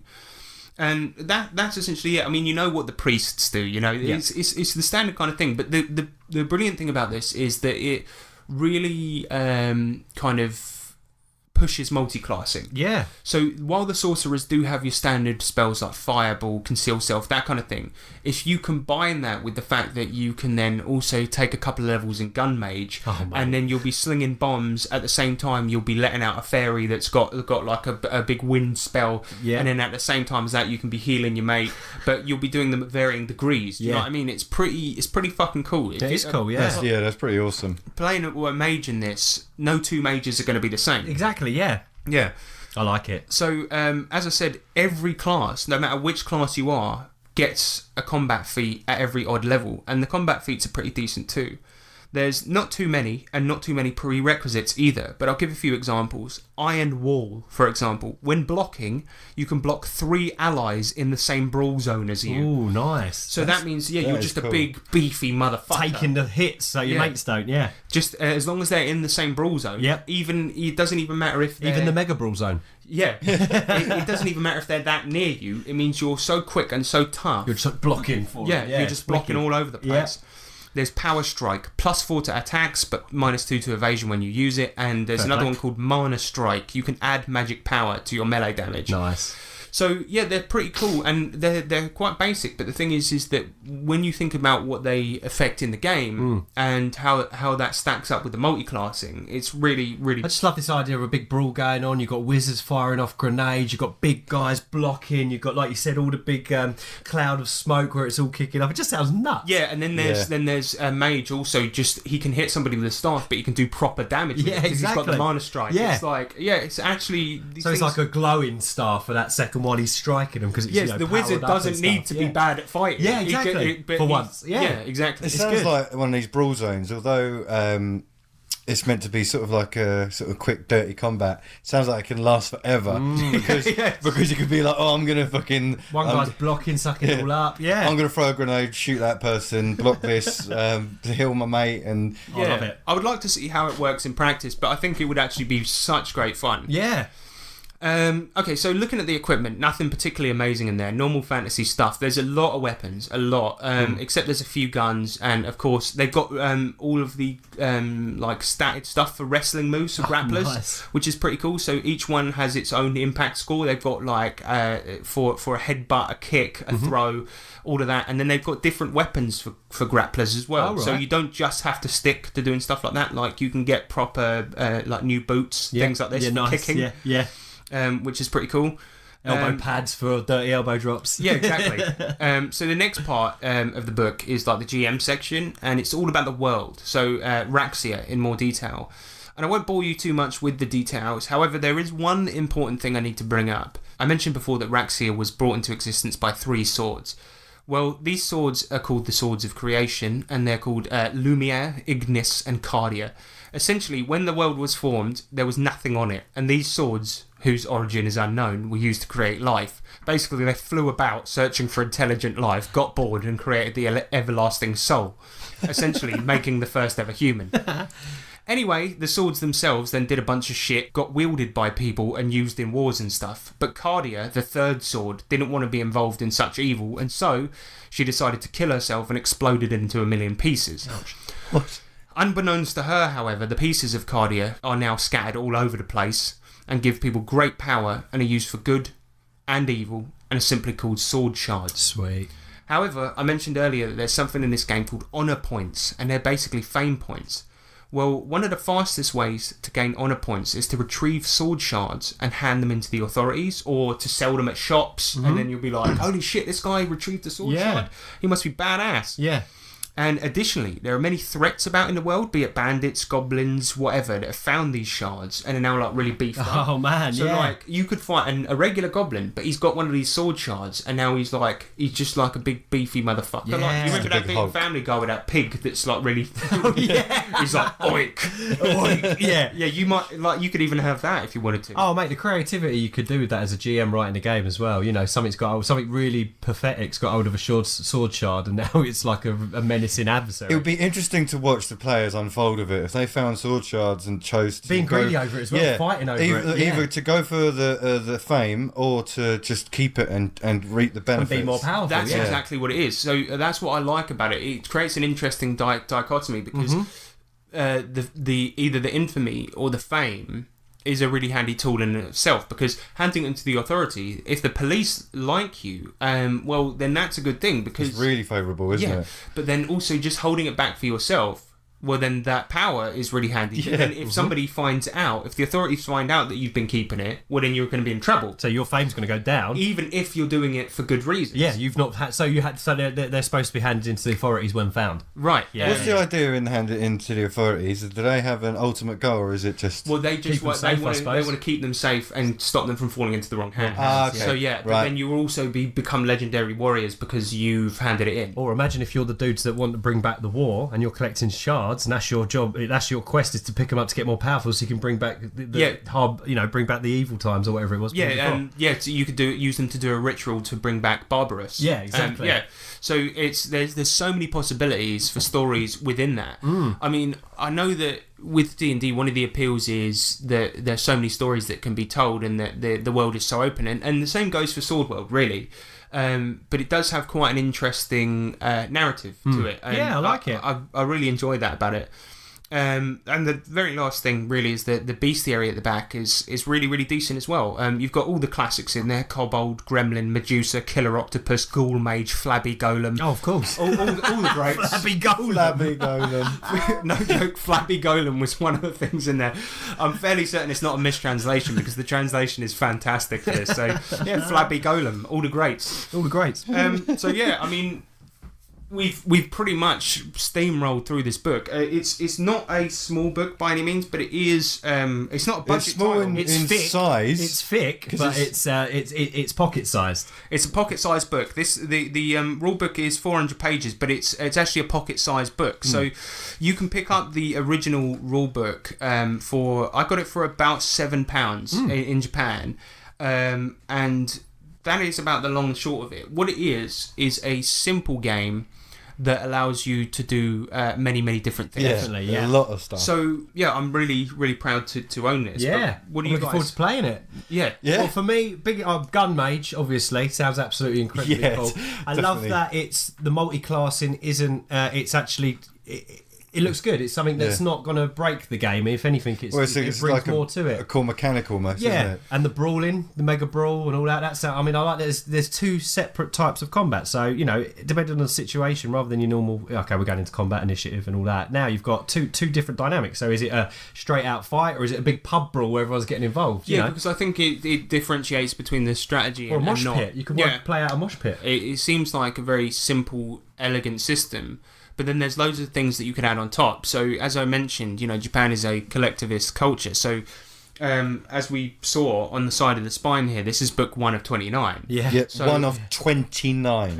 When I was in the store in Japan, I saw that this was on the shelf with they had just a whole set of shelves dedicated to Sword World stuff. Nice. And it was loads of box sets. So they had one box set dedicated just to airships and flying. What? And so it was a box set with minis, models that you could build, Nice. and things like this. And then they had one box set dedicated to LARP material. And I was Wow. I was this close to buying it, Oh. but I had a look on the back, and it did look proper cringe. It had like masks in there and Oh, things. no. And I was like, Talk about collector zone, eh? If they've Yeah. got like individual box sets for just like really small sort of sections of it. But then the book 2, which has yet to be translated, that did have things like it has new classes in it, like bards, things like this, and it was pretty cool. The only thing is that I got this one because it's the translated one. Yeah, sure. But you can Yes. play this for years, and I'm sure people have. So Yeah. it's cool. But like, the one thing that I wanted to talk about is how does this stack up against D&D and Pathfinder? Because obviously this was made to be a direct competitor to them. It's got like similarities, but that's it. It's Yeah. not like it's just not the same thing in a different system. They've changed so much of Oh it. no! It's got a lot of nuances, isn't it? It's Yeah. the whole. I love the backstory of the creation of the Earth as well. That's interesting. I like that. And I feel That's like really cool. the way that it works in terms of the system is different. The classes and the way that you build your characters, like it is different enough. I mean, I've raved about how I think that D&D 5th edition, it does make a lot of characters the same, and I guess this does do it to an extent, but this game is more geared towards that kind of like play to where you just it is all about multi-classing, and your Yeah. adventurers are rare in this world. So, Yeah. so they're people are all about learning different things. But I think if you wanted to challenge yourself and just play a straight sage, just a knowledge character, Yeah, why go not? for it. Go for it. And I like that you've got these like kind of pockets of humanity that are just holding on in this kind of really dark world where everything else is pretty evil and wretched. Yeah. And it does say as well, it does say specifically that humans are the main race as well, which is something that is supposed to be done in D&D, but in this it says that other races are rare. Oh, okay. But you're supposed to mainly play humans, Right. But the other races, if you're playing one, you should act as if it's a rare thing. Yeah, absolutely. For you to be together. So you coming across a dwarf is quite uncommon. Yeah, or a town, exactly. you might have all humans and a couple of elves. And Yeah. that's it. I Yeah. see. And that's something like now in D&D 5th edition, it's always commonplace to have elves, humans, all of this all mixed together. up together, and it's yeah, just, yeah. It gets tiresome. Yeah, I know what you mean. And I feel like when I first started researching this game, I was out in Japan and I felt like I was looking for a game to buy, basically. I wanted to get something out there just because they have quite a healthy RPG scene out there, and I wanted to get something. And I looked into this and I thought, first of all, the first comment I saw was, it's just basically a shit version of AD&D. And I was like, I don't know, because I feel like... Yeah, who wrote that? Yeah, I feel like this to me this has a lot of modern nuances, like because it does away with a lot of the crunch. Yeah. It does away with a lot of the boring parts of D&D and Pathfinder. Would you call it rules light? I think so. Yeah. How quickly can you knock up a character? It's as I said 15. before, it's like 15 minutes. 15 minutes, so, yeah, exactly, It's so- well easy, man. I knocked one up the other day just to check because Yeah. I was reading through these stats and it seems fairly complex. And once you actually sit down and do the maths, Yeah. it's well easy. Okay, nice. Because a lot of the way it works, like you get your stat scores just given to you at the beginning, then you roll a couple of things. That's it. That's it. Way Yeah. you go. Nice. And then you put them in a sheet, add it up where it needs to be, and it's done. Yeah, Amazing. that is literally it. And then So if you just- anyone wants to play this, how can they? Well, it was translated by a team of roughly about 6 or 7 people, I think, and it's on a wiki. Just type in Sword World Book 1 translation, and there it is. And There it's you on go. a wiki online. And what's handy about that is you can just click on all the stuff. Yeah. Yeah. But yeah, and as I mentioned earlier, I bought the map and the starter box, and I sent you guys some pictures. Yeah. The starter box looks banging. It has a lot of stuff in there. Some player tokens you said you weren't very fond of, but the DM screen. Oh, Yeah, dice look nice. I love the cloth map. I think it's ingenious. Yeah. Well, the only thing about the starter box I didn't like, because the starter box came with a bunch of dungeon tiles, which are really cool because it's got like little thin hallways and then rooms and stuff like this. It came with some gems to represent, I think, because this hasn't been translated, but I think it's HP and MP. Oh, just tokens. Yeah. yeah, Gotcha. and then it's got tokens for monsters, but they're all generic, so they can be Right. any monster. Gotcha. And then it's got some little standees for the player characters. And the only thing I didn't like, because the artwork in this is so fantastic, people might say it's like anime style, but it's not. It's just It's not as like- anime as you'd think at all, No, I don't it's think. just Western inspired Japanese. Black line art. It's really nice. Yeah, but the tokens in the starter box, they're very cutesy. Chibi. Right. Yeah, but I think it's to get people into it. Yeah, and Yeah, it's to broad the spectrum, isn't it? But what it comes with, it's got cards for equipment, Yep. which you can read without having to read Japanese. That's nice. It's got cards for monsters, which you can do the same thing. The only thing is that the starter rules are a condensed version of the rules. Gotcha, So yeah. it's more like a board game version of it. But all the stuff in That's there, pretty you can Everyone else use. does that though. You know what I mean? So Yeah. how much was the How much did the box set you back? Starter box? £15. Not bad at all, is it? Which is way Really? better. Bad at all, yeah. way So you better. got the core book for Seven. and then the Sold starter that box. for just over 20 quid. Yeah, That's banging. not And the bad, map is it? was £15 as well, which is a little bit on the expensive It's side. big though, But it it's is- material that lasts it's- yeah. forever. You can use it probably It's with proper anything. cloth. Yeah, Yeah, How you- big is it, the map? It's gigantic. I'll it's get large. it for you. Yeah. Right. Oh, wow. This is going to be audibly hideous. Right. I'll cut to when I get it out. Masturbator. So there you go. Have a look. Oh, shit. It's like, it's Thick. really... Oh, it's like a proper tea towel. Yeah, tea-towel Thickness. cloth. That's huge. It's as Yeah. big as, that's about, what's that? A2? A1? I have no Yeah, idea. don't know. Well, Americans won't know that It's like a measurement. poster. It's like a large movie poster size. Yeah. That's awesome. nice, and isn't it looks Yeah, really nice. One of the things that annoyed me about this map, though, was if you take a look at the cover here, right, you'll notice something about it, which is part of the reason I bought it. Oh, it's got English on it. Yeah. Yeah. So it's got so on the actual cover for the map, the places are actually written in English, but that's not the case. They're That's not the actually case on all the in actual Japanese on cloth the map. actual map. Yeah, so Yeah. it's not English friendly. But then I suppose, if anything, It might in add a way, to it the could feeling. make it generic as well. So you don't have to use The that with places. that game because you don't know what the places are. So you can be like, oh yeah, that one's so and so. Yeah. Use it in a different game. And it might add to Yeah. the feeling. But Mm-hmm. all the places are listed in the book anyway, so you could just be like, if you know your shit, you can know where the places are. So it's useful anyway. I like it because it could be as the tablecloth, essentially, right? yeah. Just to add And a feel. fucking, only if your players are drinking something with colouring in. If you spill water in it, it's washproof, Sting it, stick Just it in wash the it. Yeah. We'll slap them first, but then obviously stick Yeah, it in but the it's wash. like It's cool. really nice. I've never seen a map made out of cloth, basically. So yeah, It's beautiful. That's really cool. So yeah, that's Sword World. Really really cool game. Mm-hmm. I'm looking forward to playing it. I'm pretty psyched because I might. Now I always say this, but I might run this as my next game. Yeah. No, but it's good though because obviously it's something that's interested you. You've bought it. We've Gun Mage, hello. We've reviewed it. I think it's something that our player group are gonna really enjoy because we love brand new systems, and Yeah. this one sounds like something we can really get on board. I would Yeah. argue that a lot of people would enjoy this and not to be turned off by the fact that it's a Japanese translation because I don't think it requires too much work and to actually get to the meat of this game is decent and it's worth it. And it's piss easy because you Yeah. can just read the translation. Go on the online. website. Exactly. Well, Harrison said that apparently the translation is very Very well good. done. Yeah, It's exactly. really, really well done. The only part that isn't translated is the adventure at the back, which is unfortunate. But the map is cool in the book, but you can't buy the book, so fuck it. It's just use your favourite D&D adventure and just turn it into a Sword World one. Yeah, It's not that hard, is it? You know what I mean? Exactly. And use the system, which is better than D&D. So guys, give it a go yeah, because we will be. Yeah. Yeah. All right. So Yeah. that's it for the main subject. Let's move on to some naughty business. In a land far beyond your imagining, adventure waits. And down beneath you will find things that you never dreamed of seeing. Goblins, orcs, treasures, mountains of gold. Will you be brave enough to delve deep and beat the final boss of the dungeon? This is Adventure Calls, available for $49.99.99. Available at all good retailers. So, ladies and gentlemen, we know prank calls are bad, but Juvenile. for lame people that have no sense of humour, And that's why it's on this show. and that's Still. that's why I've done one. That's why I've done one. All right. Yeah. Forget about it. There at games, D&D, Pathfinder, role-playing games, disagreements happen, right? And that's why I tried to hire a private investigator. Oh, okay. All right. Good morning, Global. How can I help?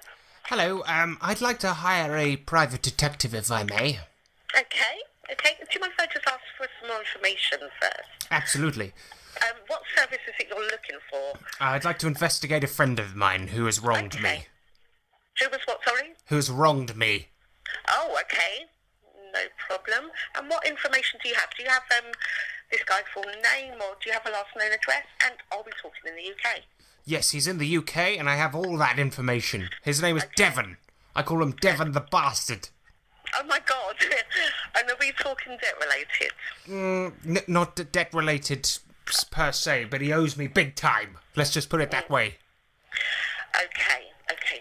Do you mind if I take your name? I'm going to put you through to the relevant person and see if they can just discuss this a bit further with you, please. Yes, my name's Jenkins. Okay, Mr. Jenkins, bear with me 1 second, please. Please hold the line, and your call will be dealt by someone in the team very shortly. Hello, Mr. Jenkins. Hello. Hello, can I please, are you able to email myself all the details you have and what you require? Well, I could go over it now very quickly. Okay. Here's what happened. So it's a little embarrassing, but I'm part of a game group with one of my friends, this guy Devon. And basically what happened is I was there 1 week with Devon, and my 20-sided dice went missing whilst playing Dungeons and Dragons. And the next week, he turns up, Devon, with a red one that looks exactly like the one that was missing, that was mine. And I said to him, Devon, A red you what? bastard. What is it we're talking about? A red Dice dice, okay. that belongs to me. And I said, Devon, you bastard, you give that back. And he said, oh, I bought it in the shop. Which shop? I said. And he couldn't answer. Right? And it belongs to me. I know it's mine. So how much would you charge for investigating this? What, to see if this dice is yours? Yes. And for killing him. Well, no, okay, not that. Okay. I don't find it funny. He's stolen from me. Well, this is exactly the issue which you want to clarify then, I guess. Yes. If it is mine or if it is not mine. But I know it's mine, and Devon is a bastard. Okay, well, I understand Devon is that, and that's absolutely fine. But in respect of, I mean, you know where Devon is. I mean, I don't quite understand what we can actually. I mean, if we're talking about a red dice here that he's saying is his and you're saying is yours, how are we supposed to? I mean, we're not going to know if this is yours or not. I mean, it's. Tracing work, we can do surveillance work, we can do in-depth precincts, or go to the shop. Yeah, go back to the shop and see if your friend can provide any kind of receipt or proof. Well, maybe if you were to surveil him, you might see him holding the dice and laughing or something. I doubt surveillance would see him holding this dice. I really don't think that will be the case. I mean, how big is this dice? So we're talking. It's regular size, but it's a 20-sided one size. used for. Yes. Yes. No, I really don't think we can assist on this one, I'm afraid. We only sort of do on people. We really can't do what their belongings, or we're unable to do any kind of proof regarding that type of service. Well then, I've gone down every avenue that I can. I must hire a hitman. What? It's just see if he can sort of give you some sort of receipt, or I think in that respect, it saves you a bit of money also if he can sort of prove that it is. If you can prove it's yours, or if he can prove he's just bought it. I will try that, but I've read between the lines. I think we both know what I have to do to Devon. Well, yeah, just don't do anything illegal, that's what I can say. Wink, wink. Nudge, nudge and all, Mr. Jenkins, I do apologise, but I do wish you luck, and I hope you get your dice back. Get the bastard. Yes. Well, thank you very much. It's an absolute pleasure. Nice talking to you. And you. Bye-bye. Bye. Brilliant. That was. She was the best. That was. She was so good. I think beautiful. she was genuinely trying to help. Like, She wanted to. Yeah, She really was. She wanted me to get it back. Oh my Poor god. Mr. Jenkins. That was one where I was genuinely worried, like, afterwards, because I was like, I think I mentioned killing somebody too much during that one. I was like, should I call them back and say it was just a joke. I don't really want to kill him. Just maim him. I do like that. was very As good. long as you don't do anything illegal. So that was an actual private investigators then? Yeah. Oh wow, I didn't know they existed over here. Great. No, they're real. That was like a global thing as well. Wow. Yeah. Oh my god. Very good, very good. I love it. She tried so hard for you, bro. Shout out to the lady. Yeah. So I would recommend them, but no, I won't. Don't do that. Don't do that. Devon the bastard. But they are out there, that we now know. Yeah. So good. All There right. you go. Moving on. Let's go into the Chamber of Challenges, shall we? Yes. Welcome to the Chamber of Challenges. Chamber of Challenges. The Chamber of Challenges. Chamber of Challenges.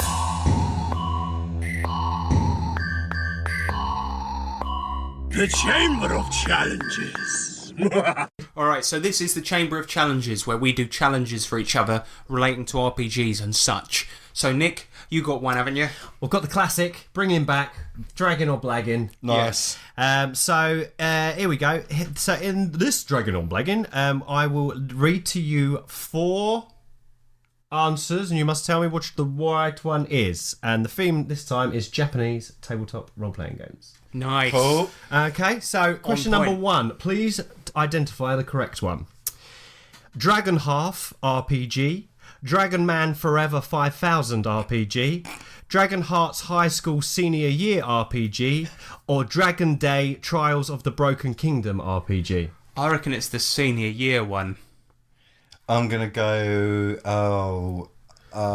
With the second one. Dragon Man Forever 5000. Yeah. It's totally not going to be that. All right, yeah, I reckon Dragon Heart Senior Year, whatever it's Dragon Hearts High School Senior Year RPG. Yeah, that one. You're both wrong. Damn.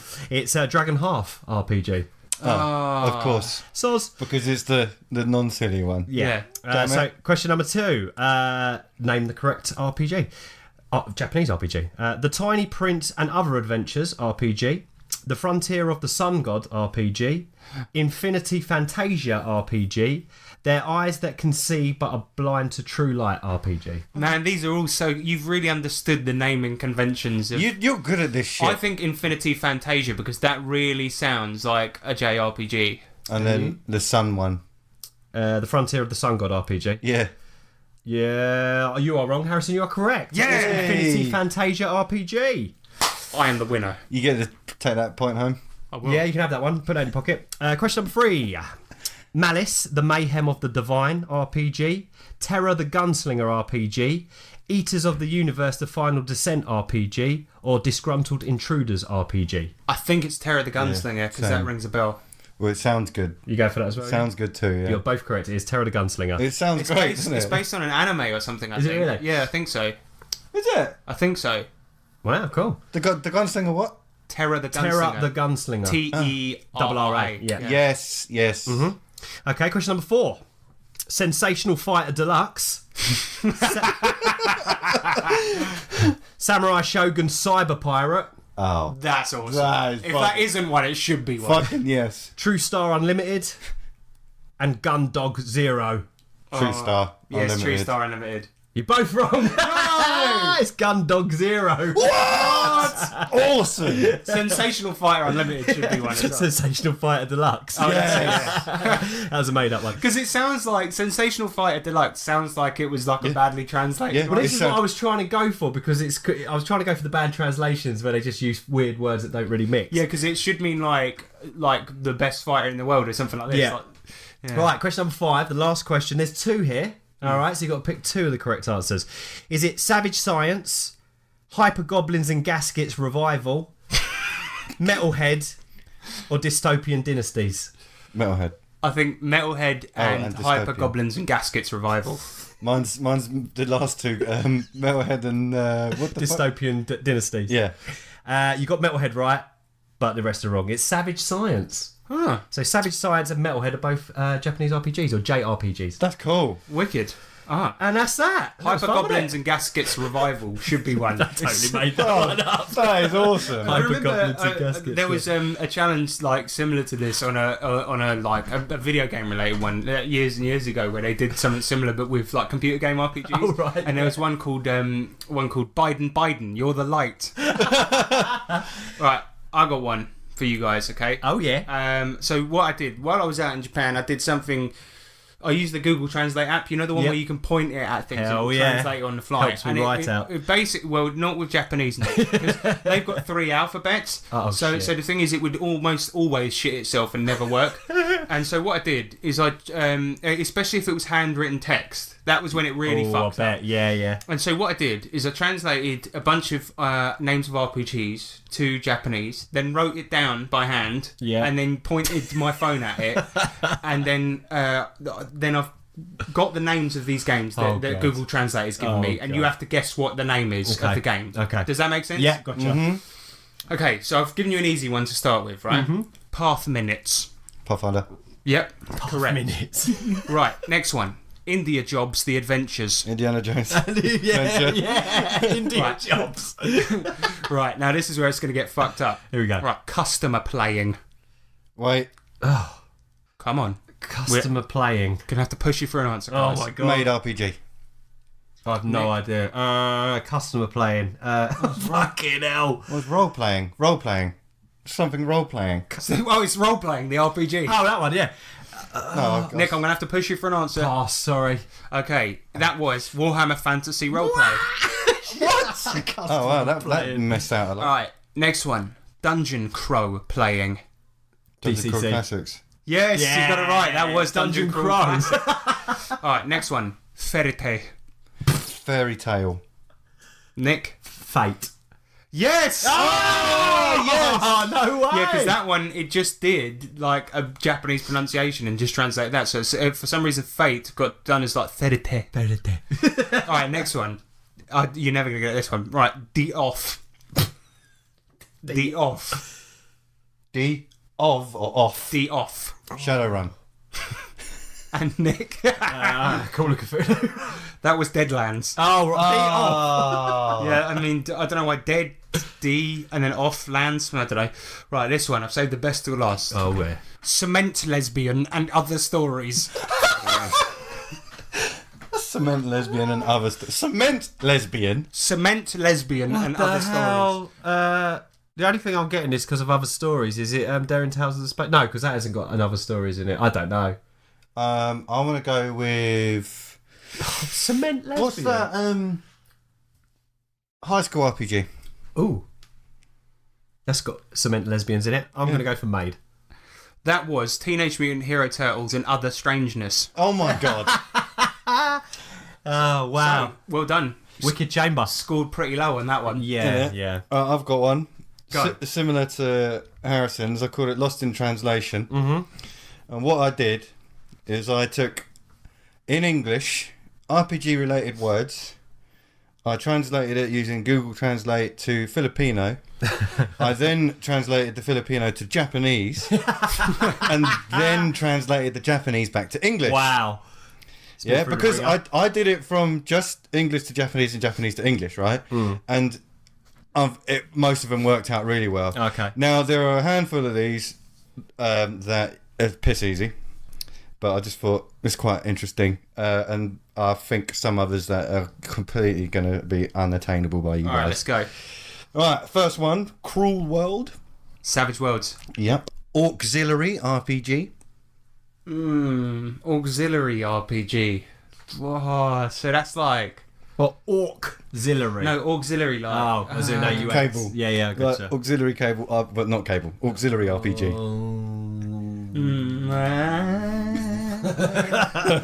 Auxiliary RPG. Cyberpunk. Nah, that's got to be... I have no idea. Made RPG. Yes. What? Yep. Weird. Because it's gone through. Like 2 translations. Bloody That's hell. good for you. This is why it's great. All right. This one I really don't know if you'll get, and I didn't understand it when the translation came through. That's but Google Translate for you, Yeah. mate. It is a bit backwards sometimes. Killarney. Killarney. Yes. What a Kalani! Is it Zweihander? No. Is it Go on, Nick. Kilwani? Killarney. Just Killarney. The word Killarney. Just one word. Yeah, that's what it's. Pathfinder. That's the end. Pathfinder. You think it's Pathfinder? Just go with what you said. Kalani? I have no idea. The original English. Shadowrun. The original English text that I typed in was Killer Genie.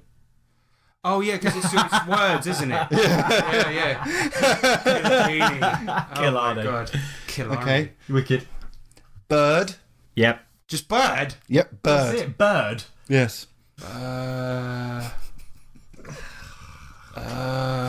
This it is could be an hard. RPG-related word. Yeah. It's All right, bird. dice. Oh, yeah. I was thinking dice. Pencil. Bard. Oh, God. Yes. See, I knew some of these would be frustrating for you. Next one is vampires are crazy. Vampire the Masquerade. Yes. Vampires are crazy. Just so you know. Next one I've got. It came out as a dining room. A dining room. Dungeon. And dragons. A dining room. What, a dining room? It says a dining Is room. it a game or something else? Give us a little hint. Oh, table. No hints. Oh, yeah. Oh, okay. Tabletop? Right. A canteen. What the hell has that got to do with gaming? It's RPG related. What, like a canteen? What?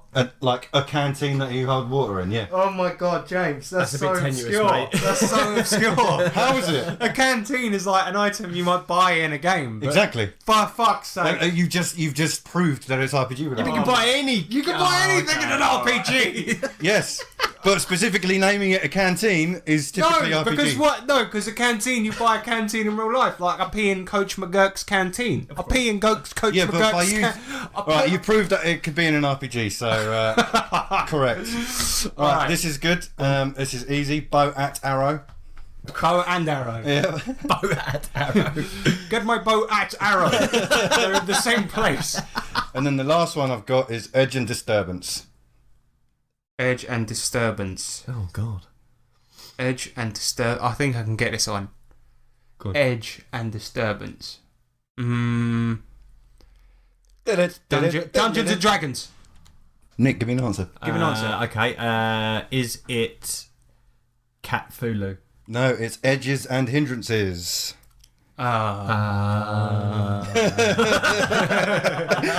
there we have it. Lost in translation. Stumped us, yeah, good one. Everyone got some points. Everyone got some points. Fun was had. Now fuck off. Now get out. Because we got some electro letters. So we let's got move some on. hot Jesus. letters. Some hot letters straight off the letterpress. Yep. Right, let's go into the canteen of letters. In the future, you will be able to send a letter from anywhere on the planet. This is the future. This is the electro letter. This is Electro Letters, where we read your mail from around the world. And this time, I asked for your most controversial gaming opinions. And Jesus Christ. What's wrong with you guys? You're so angry. It got a bit mental. It just basically, on Google Plus, it devolved into people arguing, didn't There's it? like 47 comments when I look back. I was Yeah, like, and I was what like, the oh hell? my god, I can't believe we got this many responses. No, it was No, it's mainly all just just an arguing at each it was other. everyone arguing Yeah. with each other. So, we'll start with Richard Woolcock, my man. He says, controversial RPG-related opinion. If there are no game rules, it's not an RPG. At most, it's a collaborative storytelling exercise. I'm looking at you two under Word RPG Challenge. A short story is not an RPG. Yeah, I'll give him that. But then the thing is, I don't think I've encountered a game like that. I mean, because Fiasco is a storytelling sort of collaborative game, but it does have rules. It's got rules to it. It's got slight mechanics with the dice and stuff. But that gives you like what to go on. But then when it actually gets into the story, that's not really. There are no rules there. Do you know what I mean? True. That's true. Patrick Shadowdad Greenlaw comes in. Immersion in an RPG is not attainable as long as there are rules. I mean, true immersion. It is possible to get players interested and involved in a game, but getting the kind of immersion where players feel the sorrow or joy of the character as if it was their own is impossible while rules are there. Now, I'm not saying you have to play ruleless games. I think in order to get immersion, you need to be willing to set the rules aside from time to time so that the roleplay can take a front seat. Flame away. Oh, I'm ready to flame away. No, but I'll give him that. But I do feel what the character feels. Yeah, no, I think we're quite lucky. Player. We're quite lucky. We all get really immersed. But the thing about it is he's right though. But that's during the moments where the rules are set aside, because you have to, when you're not rolling for what your character feels and you're just chatting and having those moments of getting into character, that's when you really feel what the character feels. Absolutely. If you're saying roll will to see if you cry or not, that's not right. Because you're letting pure chance define your character. Right, exactly. That's not right. I feel like when it comes to role playing, the dice have to be set aside. Absolutely, and I think as well, I'd argue that although rules for me are there, they're good to be there. Sometimes you don't need to have a game full of rolling for it to be a decent game. Like and sometimes it will. When you want to leave it down to fate, when you generally don't know as a character where something's going to go, then that's when the dice can come in.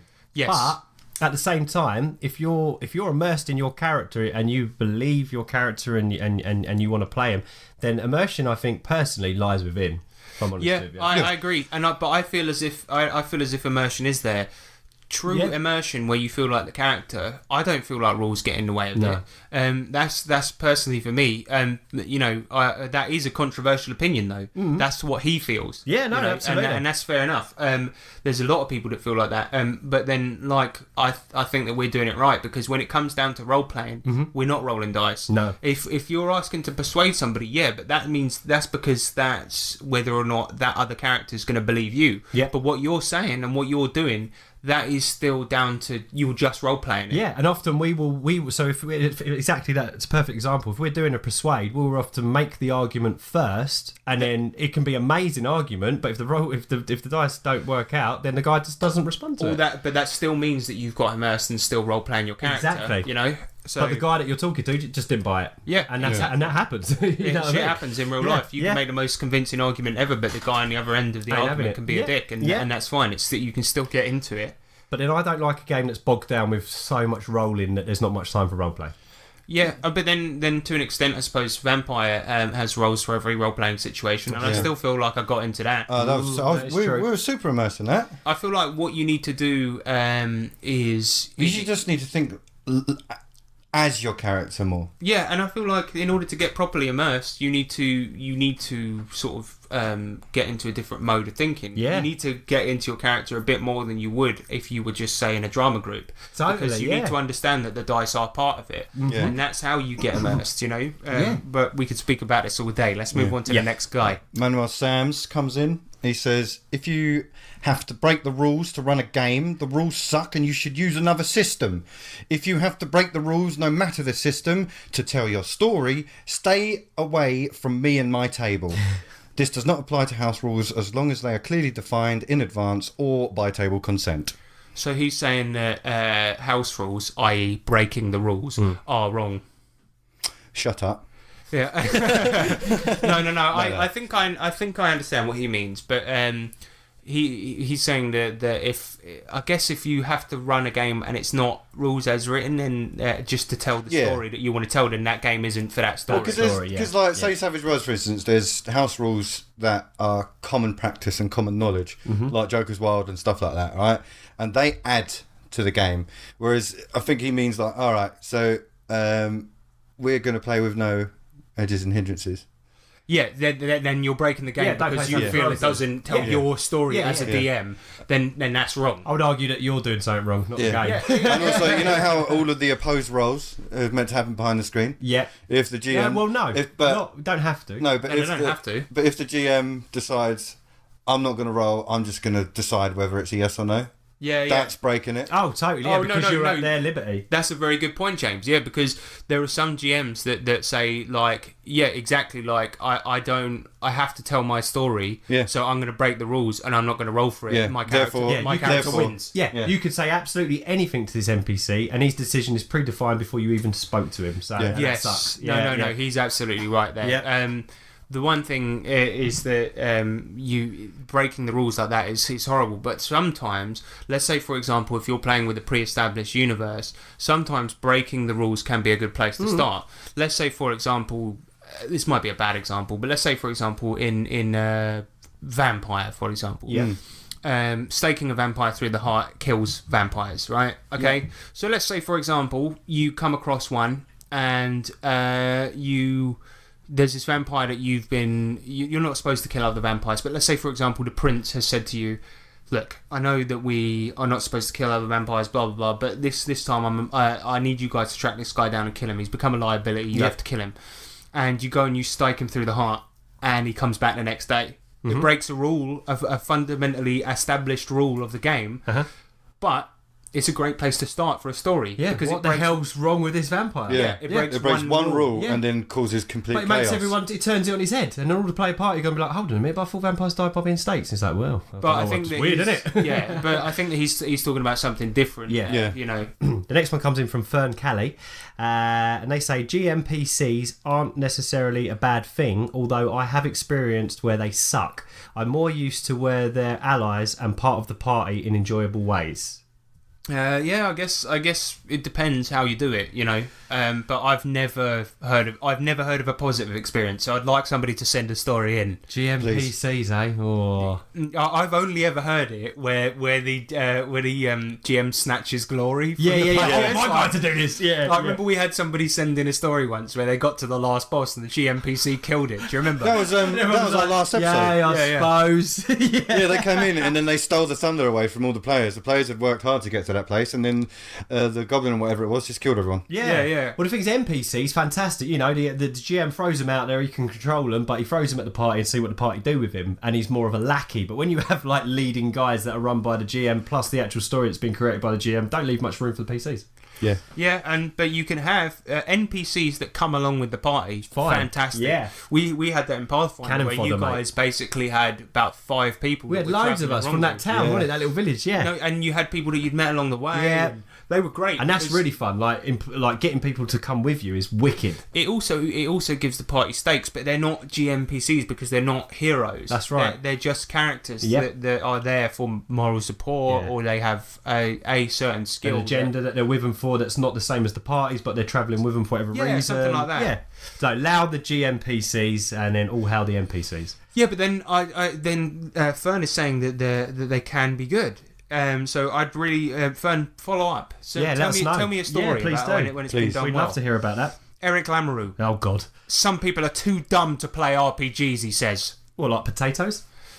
They're too young, maybe. No, Like baby. no, Like too dumb. I mean, No, I would agree. to be fair, I would agree with that. I would agree with that. This went on. This was one of the arguments that went on and on on Google Plus, right? Yeah. But the thing about it is that it's true, man. It's true. I mean, I've played with some people of Varying calibers, right? And And I they just want to don't say, get it, right? yeah, and I've seen people, because I'm of quite low intelligence, but the thing about it is that, like, my memory's terrible. I suck at remembering things. I'm fucking stupid a lot of the time. We But all the are. thing is, I can remember the things I need to remember at the table. Yeah. And there are some people that just, when you turn up to the game, like, I remember, like, we often give our mate Ryan shit because he doesn't remember which dice are which. Yeah. But when Yeah. he comes to the table and he remembers basically how to play the game, that's fine. Well, and 'Cause Ryan's one of the greatest role players I've ever played with. Yeah, and he remembers his But he's tactics. He shite remembers. at dice. Yeah. And it comes out with absolute gold sometimes. Oh. Yeah, Yeah. he remembers tactics. He remembers which moves in Savage Worlds do which. Yeah, He exactly. remembers things like that. And then I've played with some absolute rotters who every single round just say to me, "What can I do? I do So now?" what can I do? What does my character do? What like does this anything. do?" You can fuck And off, it's mate. like- How about that? And it's like they don't remember which dice are which, and they don't remember how to do anything, and they Don't just pay say, "What do I roll?" attention. every single Yeah, game. yeah, and like, yeah. It's like Yeah. it's in front of you. yeah, and okay, Ryan says to me like which dice is the D8 again? So you say strength plus D8. He knows where strength is on his sheet. He knows where his weapon is on his sheet.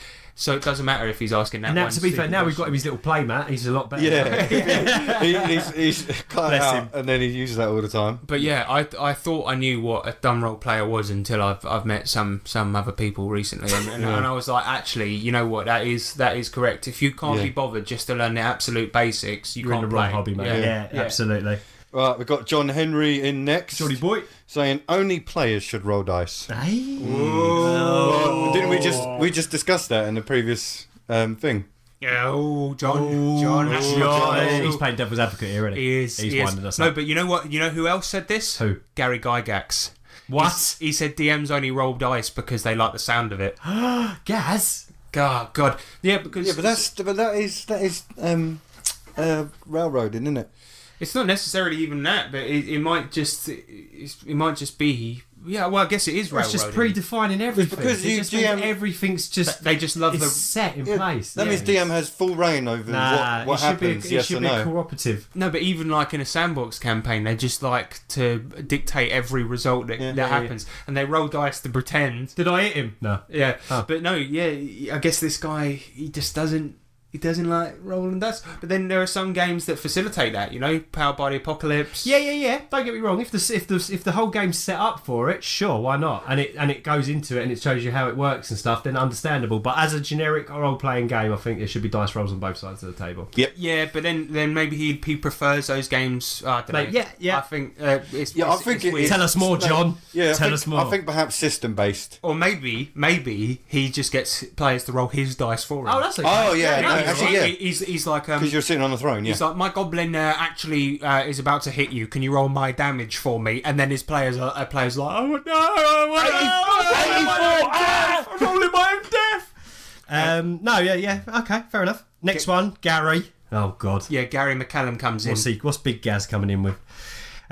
Fear of the mind is for lazy, shitty, weak-ass DMs, and it makes for horrible gaming. shut up, Gary. This is another one that really got this was the main argument. Of course it was. Big Mac. Yeah. So theatre of the mind is when you don't use maps and minis, basically. Yup. But Jesus Christ, yeah, this got people going, man. This argument was still going when I left the thread. I mean, Yeah, so Probably still going now. Theatre of the Mind is for lazy, shitty, weak-ass DMs. Jesus Christ. All right, mate, calm down. So Gary is a... He actually said he likes railroading people. Oh, yeah, no, he said that on the Wild Die.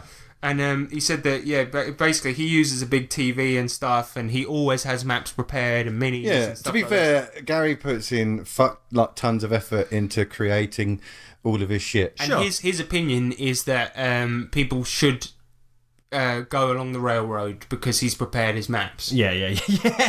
Sure, you don't want to go there. But I've the got a thing really is, nice map for that area. right, Nah. the thing is, with Gary, he's already said that every single one of his sessions is basically a one-shot. Yeah. So you are going to turn up, and you are not really going to mind it being railroaded per se. But that's not necessarily a problem, because there's two different types of experience. There are sandbox campaigns, and then there are curated experiences. Yes. Yep. See, the thing is, And that's what he's creating. I think that's fine, really. I don't necessarily... The way he puts it makes it seem like a controversial opinion, but the curated experience, there's nothing wrong with that, because you can play a game and still have the...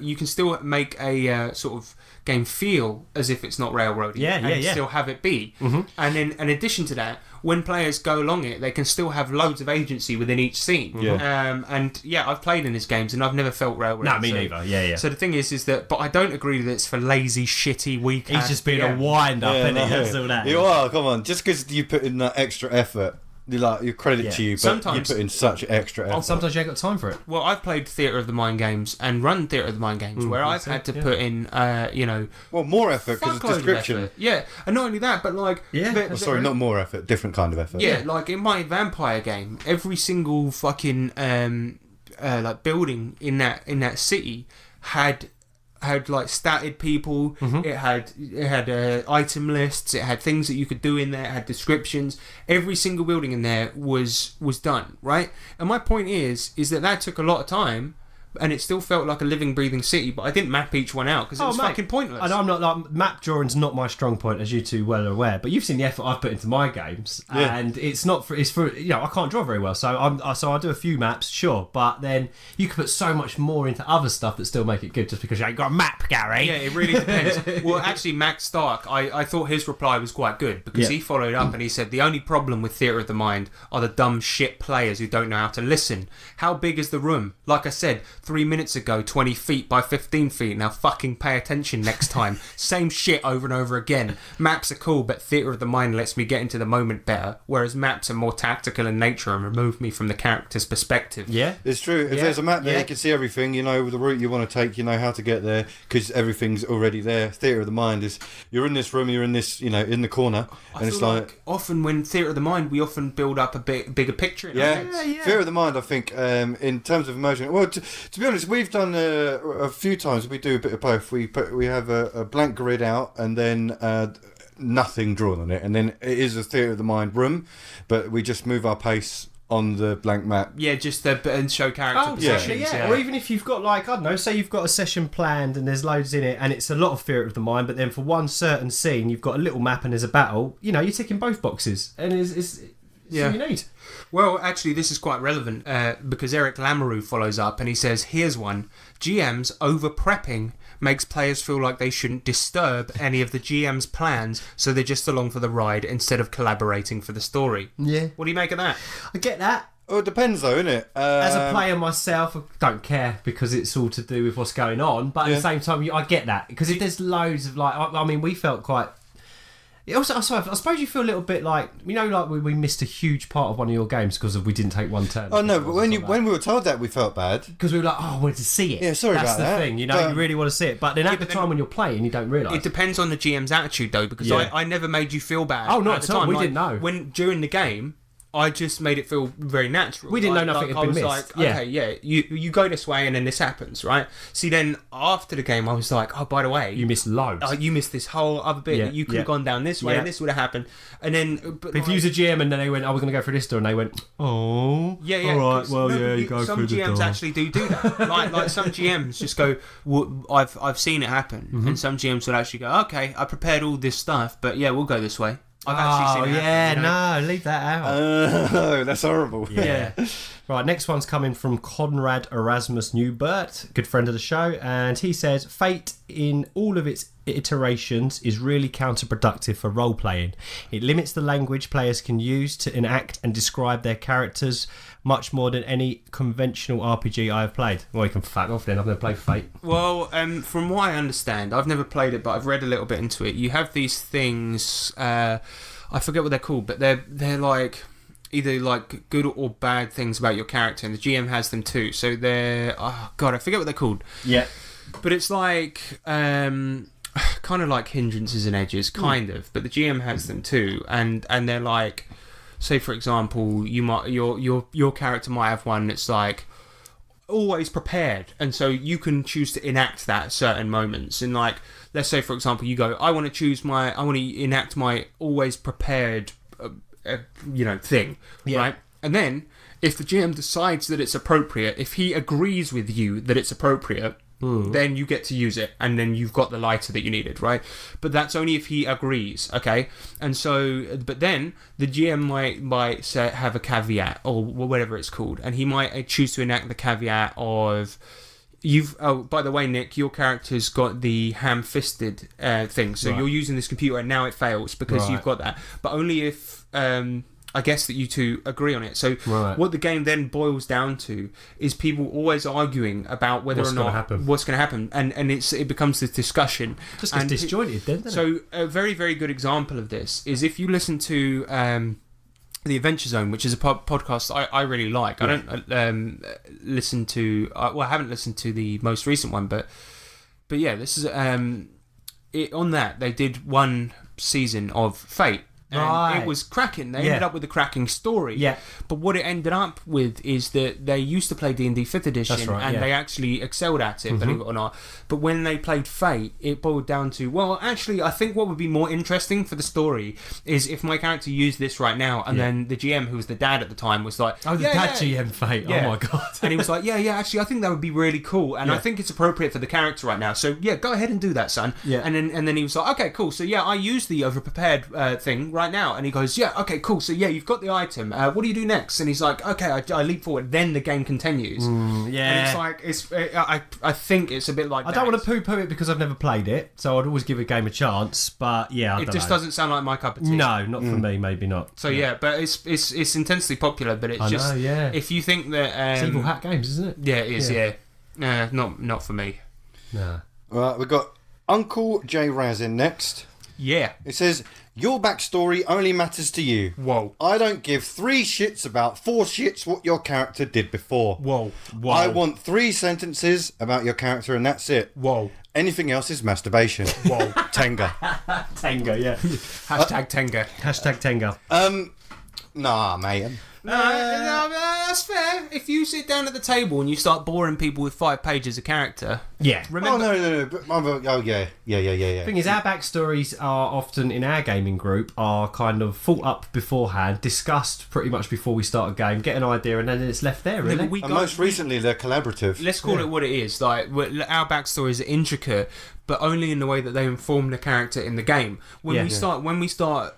We've written pages and pages about our characters, but we don't bore each other with it. Like we'll then get into the game. Yeah, we'll give a summary. It'll come out like there's a point where my character, my most recent character, lied and worked for the FBI for a week fraudulently. Oh yeah. Right, and the point is that I never told anyone that, but that was just a point that came out during play through a conversation. But it also adds to immersion, doesn't it? Because we're only aware of that information. We don't have the full backstory and therefore actually know the truth. Therefore, we're going to react as players, as characters being played by us, perfectly. Yeah. And then as soon as it comes to light, and then we'll just be like, oh, that's interesting. Makes sense now. But my character doesn't know that, so I'm just going to continue the way I am. I think it's we always summarise our backstories. I think when we started doing backstories at the very very beginning of our gaming group, we actually separated it from the table, and it was, let's share our backstories before the game, Yeah. and then we read it and enjoyed them. Well, yeah, because we do it during the session 0. innit? That's Yeah. yeah. So I do have to agree to an extent. I don't necessarily think that's controversial though, because I think everyone hates the long ass backstories. Definitely, yeah. I would agree. So, I would Well, if agree. there's a lot of players, then yeah, for sure, you don't want that going on forever. Yeah, so- but if there's only a couple, then perhaps it might be fun to. yeah, but and if then you've got players that are proud of their backstory, then do what we do. Have a Facebook group or whatever, And then post just it on post there. it on. If you And want to then- read it, you can read it. yeah, because that's what we've done before. Yeah. like we did one while because we tried to post stuff on the Facebook group while other people are on holiday Exactly, to keep yeah. the buzz going. And we did one where everyone posted backstories about their characters. Well, Exactly. it wasn't necessarily a backstory. It was Everyone just like wrote extra. Yeah, we wrote a short story from our character's past. Yep. And that was fun. Owen Lean comes in, he's got 3 in a row. He says, in Vampire, Sabat games are infinitely superior to Camarilla ones. So Camarilla was what we played, Yeah, I right? was going to say, yeah. So they were they're the guys that have all the vampire traditions. Regal guys. Yeah, Yeah. and Sabat are the ones that reject the vampire traditions. So okay. they can be... Malkavians and all that. well, no, because you can have Camarilla Malkavians. Oh, okay. Oh, yeah, we did, didn't we? Yeah. Yeah, so, but yeah, Sabat are just the people that reject those traditions and stuff like this. A lot of people like playing them because they're a Anti-establishment bit kind more... of thing. Yeah. anti-establishment. Number 2, he says the AD&D isometric video games, Baldur's Gate, etc., are the best things D&D have ever produced, tabletop games included. Don't know. Never played Dungeons and Dragons.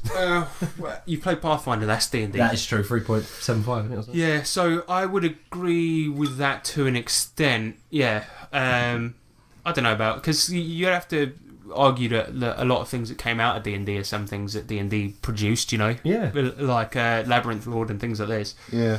But yeah, I really, really, really have a soft spot for what the fuck is it called? Planescape Torment. So yeah. Oh man, we played Planescape, didn't we? That was cracking. Yeah. So 3, alcohol and substances ruin immersion, and gaming is better without them. Oh, I said it. bore off. Bore off. No, I agree. To excess, yes. To excess, totally. But I play great on every level. Yeah, I'm joking. If you get absolutely trolleyed, right, then you're a fucking if you idiot. can't, if No, you but can't, if it's like, if it adds to certain aspects of role playing, But then then it's fine. Here's the thing. Like we've all done it, like during our gaming careers, right? And there's no two ways about it. We've all done it where we've accidentally got a bit too pissed. Like we haven't had enough to eat. We've been on antibiotics, and then the drinks hit us like a ton of bricks. Yeah. Every one of us has done it, and then we've been a nuisance. Like it's happened. Yeah. Man. And that's the trouble. And like you say, if you're absolutely trolleyed and you're not on the same level, that's a problem. you need to be in a pub chatting, not playing a game. We're quite lucky and fortunate that if, apart from the, getting too wankered without realising it, if we're quite fortunate in the fact that we can kind of keep it together. We may make a silly proposition or say something silly sort of out of game, but we tend to really stick to what's going on, but just be a bit more slurry and loud about it. Yeah, and the thing about it is that if everyone at the table is drinking, then what's the fucking problem? Yeah. Who cares? I mean, Does Owen drink? no. Oh, okay. Well, that makes sense then. Yeah, but there you What, go. like at all? Never. No, he never does. Okay, then well, he's that makes sense teetotal. then. He doesn't drink. He doesn't do any substances. And the thing about it is that in this country, a lot of people smoke weed. I don't. It's not my cup of tea. But the thing about it is that a lot of people smoke weed. And as a non-weed smoker, I can feel where he's coming from because I tend to get a bit wound up by the people smoking weed. Yeah. I mean, because when they sit there and go vacant, Yeah, because That's I'm another not. that is thing. But then fucking annoying. it's excess again. Yeah. Doing anything to No, it excess is- when no, you need to use your imagination and engage does hinder it. And Definitely. I'm not on their level because I'm not doing it. Yeah. And so I do understand where he's coming from. But let's say, for instance, we were all having a bit of weed at the table, then maybe it would be different. Yeah. And no, maybe it would just end in like it will just break out to like half an hour of silence, and then one of us just go, "What? Hungry. What happened? I'm I don't know. I mean, because I drive a lot up. I'm always pizza in. obviously. I'm always sober. Yeah. Sober. I can have yeah. a beer at the table, whatever. But all of us have a few, and we're never, and we're all on that same level. So And then it's- some of it's- them the thing get is, we- crazy. Do you remember Yeah. your birthday Dungeon Crawl Classic when we was all drinking? That was I know, carnage. but that was was carnage. intentional. Yeah. That was intentional. Exactly. We were all getting And it was pissed. fun, and we was all drinking, and we all had a great time. Very different game, but a great game nonetheless. Yeah, but DCC's a game where getting pissed enhances it. Yeah, I would say so. Yeah. And to be fair, yeah, we had a great time. But then, as we say, this is about controversial opinions. There are very few people that would agree with that. Yeah, and true. Owen, he's coming in with a controversial one. And to be fair, I've played in his games, and he doesn't stop people from drinking. He's fine with it. He just say like, his missus enjoys a drink at the game. I enjoy a drink at the game. Went on the very few occasions where I've been able to, and he doesn't disallow it. He's cool with it. No. But the point is that that's just his opinion. That's his opinion. And I think that's he's fine. completely entitled to that. But get down the pub and have a beer. What do you guys think happened? One of the players Robbie played with got carried away and killed him. Well, that's kind of far out. Mazes and Monsters is a far-out game. Oh, we've got Trevor Hurst in next. He says, I am embarrassed by Stephen Colbert, Matt Mercer. What the fuck is that word? Who cares? He's saying that he thinks that he's embarrassed by Critical Role. Oh, that's a show, right? Professional actors flaunting their D&D habit makes me feel like a nerd again. Sigh. And I just want to say a few words about Critical Role, because I suppose this would be one of my controversial opinions, in that I think that they are awful, absolutely awful. And I know that it's bad form if you do an actual play podcast to slag off another, but we big up a lot. Yeah, I have a lot of actual play podcasts that I really, really like. But the thing It's the one that's really staged, and it's on a proper set and all that kind of stuff. It's like almost like a panel. Kind of, in a way. It's extremely pretentious. Yeah. It's basically a soap opera masquerading as an actual play. Oh, no, thank you. A lot of people that don't even play watch it. Oh, okay. And it's by people that are voice actors, right? And they think that makes them better role players, and I guess it would, because they do real acting. But I looked at these people's IMDb pages, and their real acting consists of mainly the English dubs of animes, which most people know are fucking terrible. Yeah. I watched some. So they're not real actors then. Yeah, Matt Mercer's acting is piss. It's pure piss. Like he's gotten better in Critical Role. It's genuinely good now. Okay. It's like it's really, really actually impressive. But if you look at some of his earlier roles in IMDb and some of the stuff, like I looked up some clips on YouTube, it's pure piss. Wow. And it's like, what?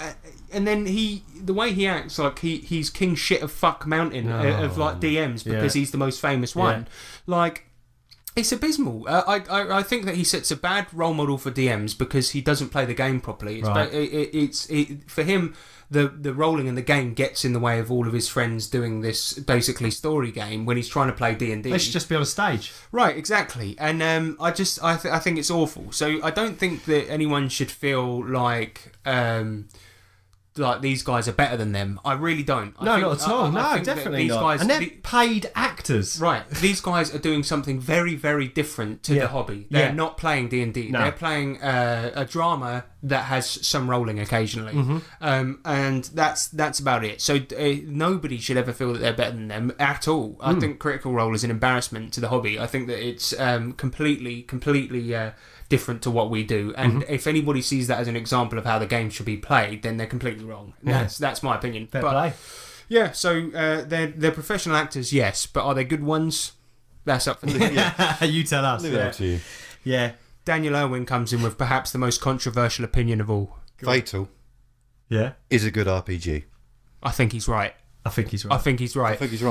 I think it's so misunderstood. Well, because we got a question later on actually that relates to this. Because Owen Lee, he says, if you had to use an RPG to stat yourself, which one would you use? Mate, I've always wanted to stat my anal circumference. Well, the thing is that if I was, there's no other system that allows me to stat my areola hue. Yeah, that's true. Oh my God. That's true. And you know what? I have got some very strange coloured nipples, and so there you go. I should either see a doctor or stat them in Fatal. I've got tiny ones, so there you go. So we need to be. So if you want to make the most detailed character ever, Fatal's your game. Right, exactly. But yeah, we're getting onto that was all the controversial opinions. Jesus Christ. We love you guys. I just wanted to add, because it did ring true with me. And it's not a controversial opinion, but it was a little bit more going back to theatre of the mind. But just quickly before we lose it, it was from Tor B. Pedersen. And he said, I mainly GM on Fantasy Grounds, but I often have a picture capturing the mood of the story/battleground and drop the tokens there so everyone has at least an idea of who is fighting and where. Which is a great idea. You don't need detailed battle. Sometimes you could just have a picture that really helps with the mood. Yeah. You know? We did that in our Pathfinder. stuff. I mean, you built maps on it, but yeah, you had images. Yeah, and that's good. And you don't need that. I think that does help with Theatre of the Mind. Just having a picture, and like you said, you can put your tokens on that or whatever, and that does still give you a feel for it, you know? But is there any controversial opinions you guys have about in gaming? I mean, it doesn't have to be something that's like completely out there, but is there anything controversial you think? It can be a game that you dislike, it can be anything like that. Because I've given one about Critical Role, and I've got another one, but I'll give it after you guys. I've never played D&D, but from what I've seen from everything else, I think it's overrated. Yeah. I suppose you're right there. Dragons is overrated massively. From what I can't. Like you said, I played Pathfinder. It's a good game, but why is it the pinnacle in the hobby? It ain't all that. Yeah, totally. I think there's better stuff out there from smaller companies that's way one better. of the first, isn't it? Yeah, but that's not good enough. You can't just have that as we did it first. Yeah, I think there's a lot of people that would agree with you. To be fair, yeah. All right, I'll give mine. I'll give mine. So I'm gonna have to probably bleep part of this. Yes. So I think that D&D was ruined by and that bit that's the bit I'm gonna bleep. So who is it that ruined D&D, ladies and gentlemen? You'll never know. You'll never Send your answers on a postcard. I can't believe you just said that. No, but I think it's true. Yeah. I think it's true, and I can't really explain why, but I'll explain it to you guys outside. Excellent. But there's a very, very good reason for that. Fine by me. And I'll explain it to you guys outside after the podcast. But you, at home, you can try and guess. And if you get it right, and send it to the feedback, comment on the episode or whatever. And then Harrison will go into depth. Yeah, on it. if you get it right, I will explain myself next episode. How about that? Yeah. Have a bit of that. Any more? That's it, really. That's it for the old controversial opinions. So we've got some general questions. We'll try and get through these fast. Let's do it speed round. Speed round. Manuel Sams follows on from what he was saying earlier, and he's saying this is about the breaking the rules bit, and he says, question regarding this: do you break rules to fit the game to the story? If so, why? And did you ever have a player notice and absolutely hate it? I don't think so. I don't think I've ever done this. When I first GM'd, I made a big GM mistake by kind of pushing, but that's the worst I've ever done, I think. But I don't think you should break rules, just cut them out. They're no good. No, in Savage Worlds, you had a guy. First off, no, what happened was you said to us that a bloke just captured us and didn't allow us to roll to not get away from it. Yeah, and then we tried an opposed roll, got a raise, and they said, "Yeah, you still captured." And it was like, "No, leave me alone." So that was like major fudge. Yeah, but that was first time. That's the one and only time. Yeah. And then the famous time for me, Killer Genie. Yeah. But I wasn't necessarily breaking the rules. I just chucked something in there. Yeah, but you were doing like the biggest GM no-no. You're throwing your toys out. Yeah, I was just being like, oh, motherfuckers, here's a genie, Go bitch. down, bitch. Throwing a genie out the pram. It's going down, bitch. It's going to genie up. Fuck you, motherfuckers. Teach you a lesson. Richard Walcott comes in with random question: do ghouls need to poo? I hope not. Ghoul shit is the worst. I bet it'd be great. Trevor Hurst: if a character has a ring of regeneration, is it okay if another character frequently beats him to within an inch of his life between adventures? Absolutely. Everyone thinks it's pretty funny, except the character with the ring, who rarely gets to participate in barroom carousing. Is this a real thing that's happening in his game? Oh, Take the ring off then, mate. No, but then if you don't have the ring, you can't regenerate. It's just the price you pay, mate, if you want to stop getting the beat downs. Stop getting a beat down. This guy's well funny. Smack. It'll grow back later. He's fine. And we got one last question. Owen Lean: has there ever been a time while gaming where you felt outright terrified? In our actual play DCC, there's so many moments where I've terrified in the fear of character death. Yeah, terrified in real life. In real life? What do you mean? Like in real life? No. Have we played in a thunderstorm? Yeah, maybe then. No, terrified for me in real life was the Manano. That was terrible. Oh, the P-Mano. P-Mano, sorry. That was shocking. So this was in our Rippers game where there was a piano. Well, it's Connor ran it for us. There's a piano made of a human, and we opened up the lid, and it was like breathing, and there was an eye looking at us. One time I was actually genuinely terrified. I mean, it gave me tingles. I was super immersed, and I actually felt faint at the end because I was like getting so not from fear, but from sort of excitement and exhaustion. Yeah, and I was like, getting really into it. Was our mother scene when we had to The cosmic abortion. Yeah, the cosmic abortion when we had to kill Smeckers In the womb.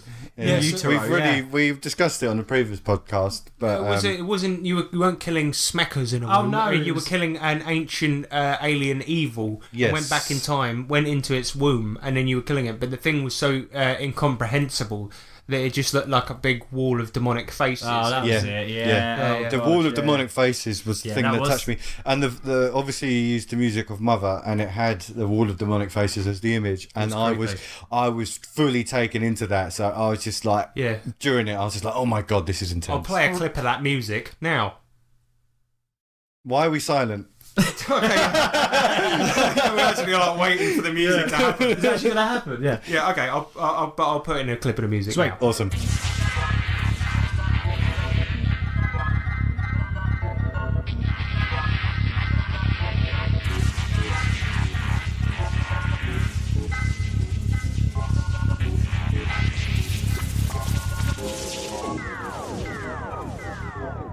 Alright, anyway, so that was it for questions. Jesus Christ, that might have been the longest question time we've ever had. That was brilliant. Yeah. Thank you so much, everyone. Yeah, that was amazing. Jesus Christ. Next time I'm going to ask a question that nobody has any answers to. Give us an easier time. Just blank. Yeah, like that time when we had 2 written by us. Did we do that? No? Yes. Alright. So, alright, bye.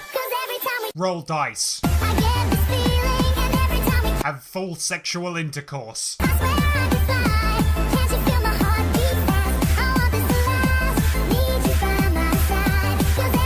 Play Warhammer Fantasy Roleplay.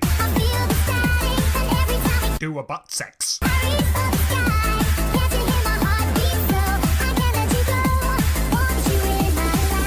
Right, so that was it for another episode. If you want to get in contact with us, you can do that. How do you do that? You can go over to the email shop, and then you can send us an email, tabletoptwats@gmail.com. Or Twitter at TabletopTwats. Or Facebook at TabletopT. And of or course, Google if Plus. you shut up. No. Alright, say it. Or Google Plus. And Nerds International. Yeah, that's a network we belong to with such great shows as the RPG Brewery, the Wild Die podcast. The Murder Hobo Show. Exactly, all great shows. And if you want to sling us a buck because you like what we do, we're on Patreon. Don't forget to smash that like button, strangle that like button to death. And lastly but not leastly, we'd like to do a little advert for some upcoming online games that are coming. So yes, yeah. Patreons can play online games with us. Nick is going to be running Call of Cthulhu. Yes. And he's running an adventure called Cold Warning. Cold Warning. Oh yes, it's going to be on Roll20. When is that, Nick? Well, when we get some numbers. So far we've got Daniel, you two. So we're looking for probably 2 more players. Yeah, and then 2 once more we've players. got them, we're ready So to go. Go onto our Patreon and Become a Patreon. become a Patreon. But anyway, anyone who's already on there, we'll run a game for you. Yeah, All absolutely. you need to donate is a buck, and you can And you I'm can have ready entry to into go. the game. It's all And prepped. we'll be doing these more often. So just sending us a DM on Patreon, and you can be part of the game. And we'll start getting Doesn't some matter online what games tier going. you're on. No, we not at all. We don't discriminate. We don't care. Yeah. So, obviously, while this show is not on, you have got nothing to do because out there Absolutely it's an apocalyptic wasteland out there.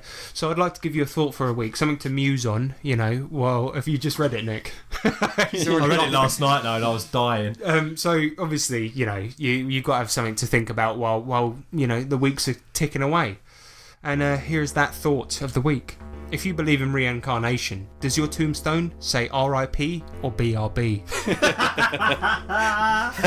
Fucking brilliant. Alright, so the other day I was on a mountain, right? In Japan. In Japan, Mount Fuji, right? And as the sun rose beyond the clouds, I realised it wasn't the sun rising up. It was just a big bunch of foam letters. Oh, right. Right, yeah, it was a bit weird, right? I don't know why that was happening, but they shone bright like the sun, and it burned some message into my cornea, and that message was thus: Chicken the Mukabasharu. Yes! Alright, see you later, everyone. Bye.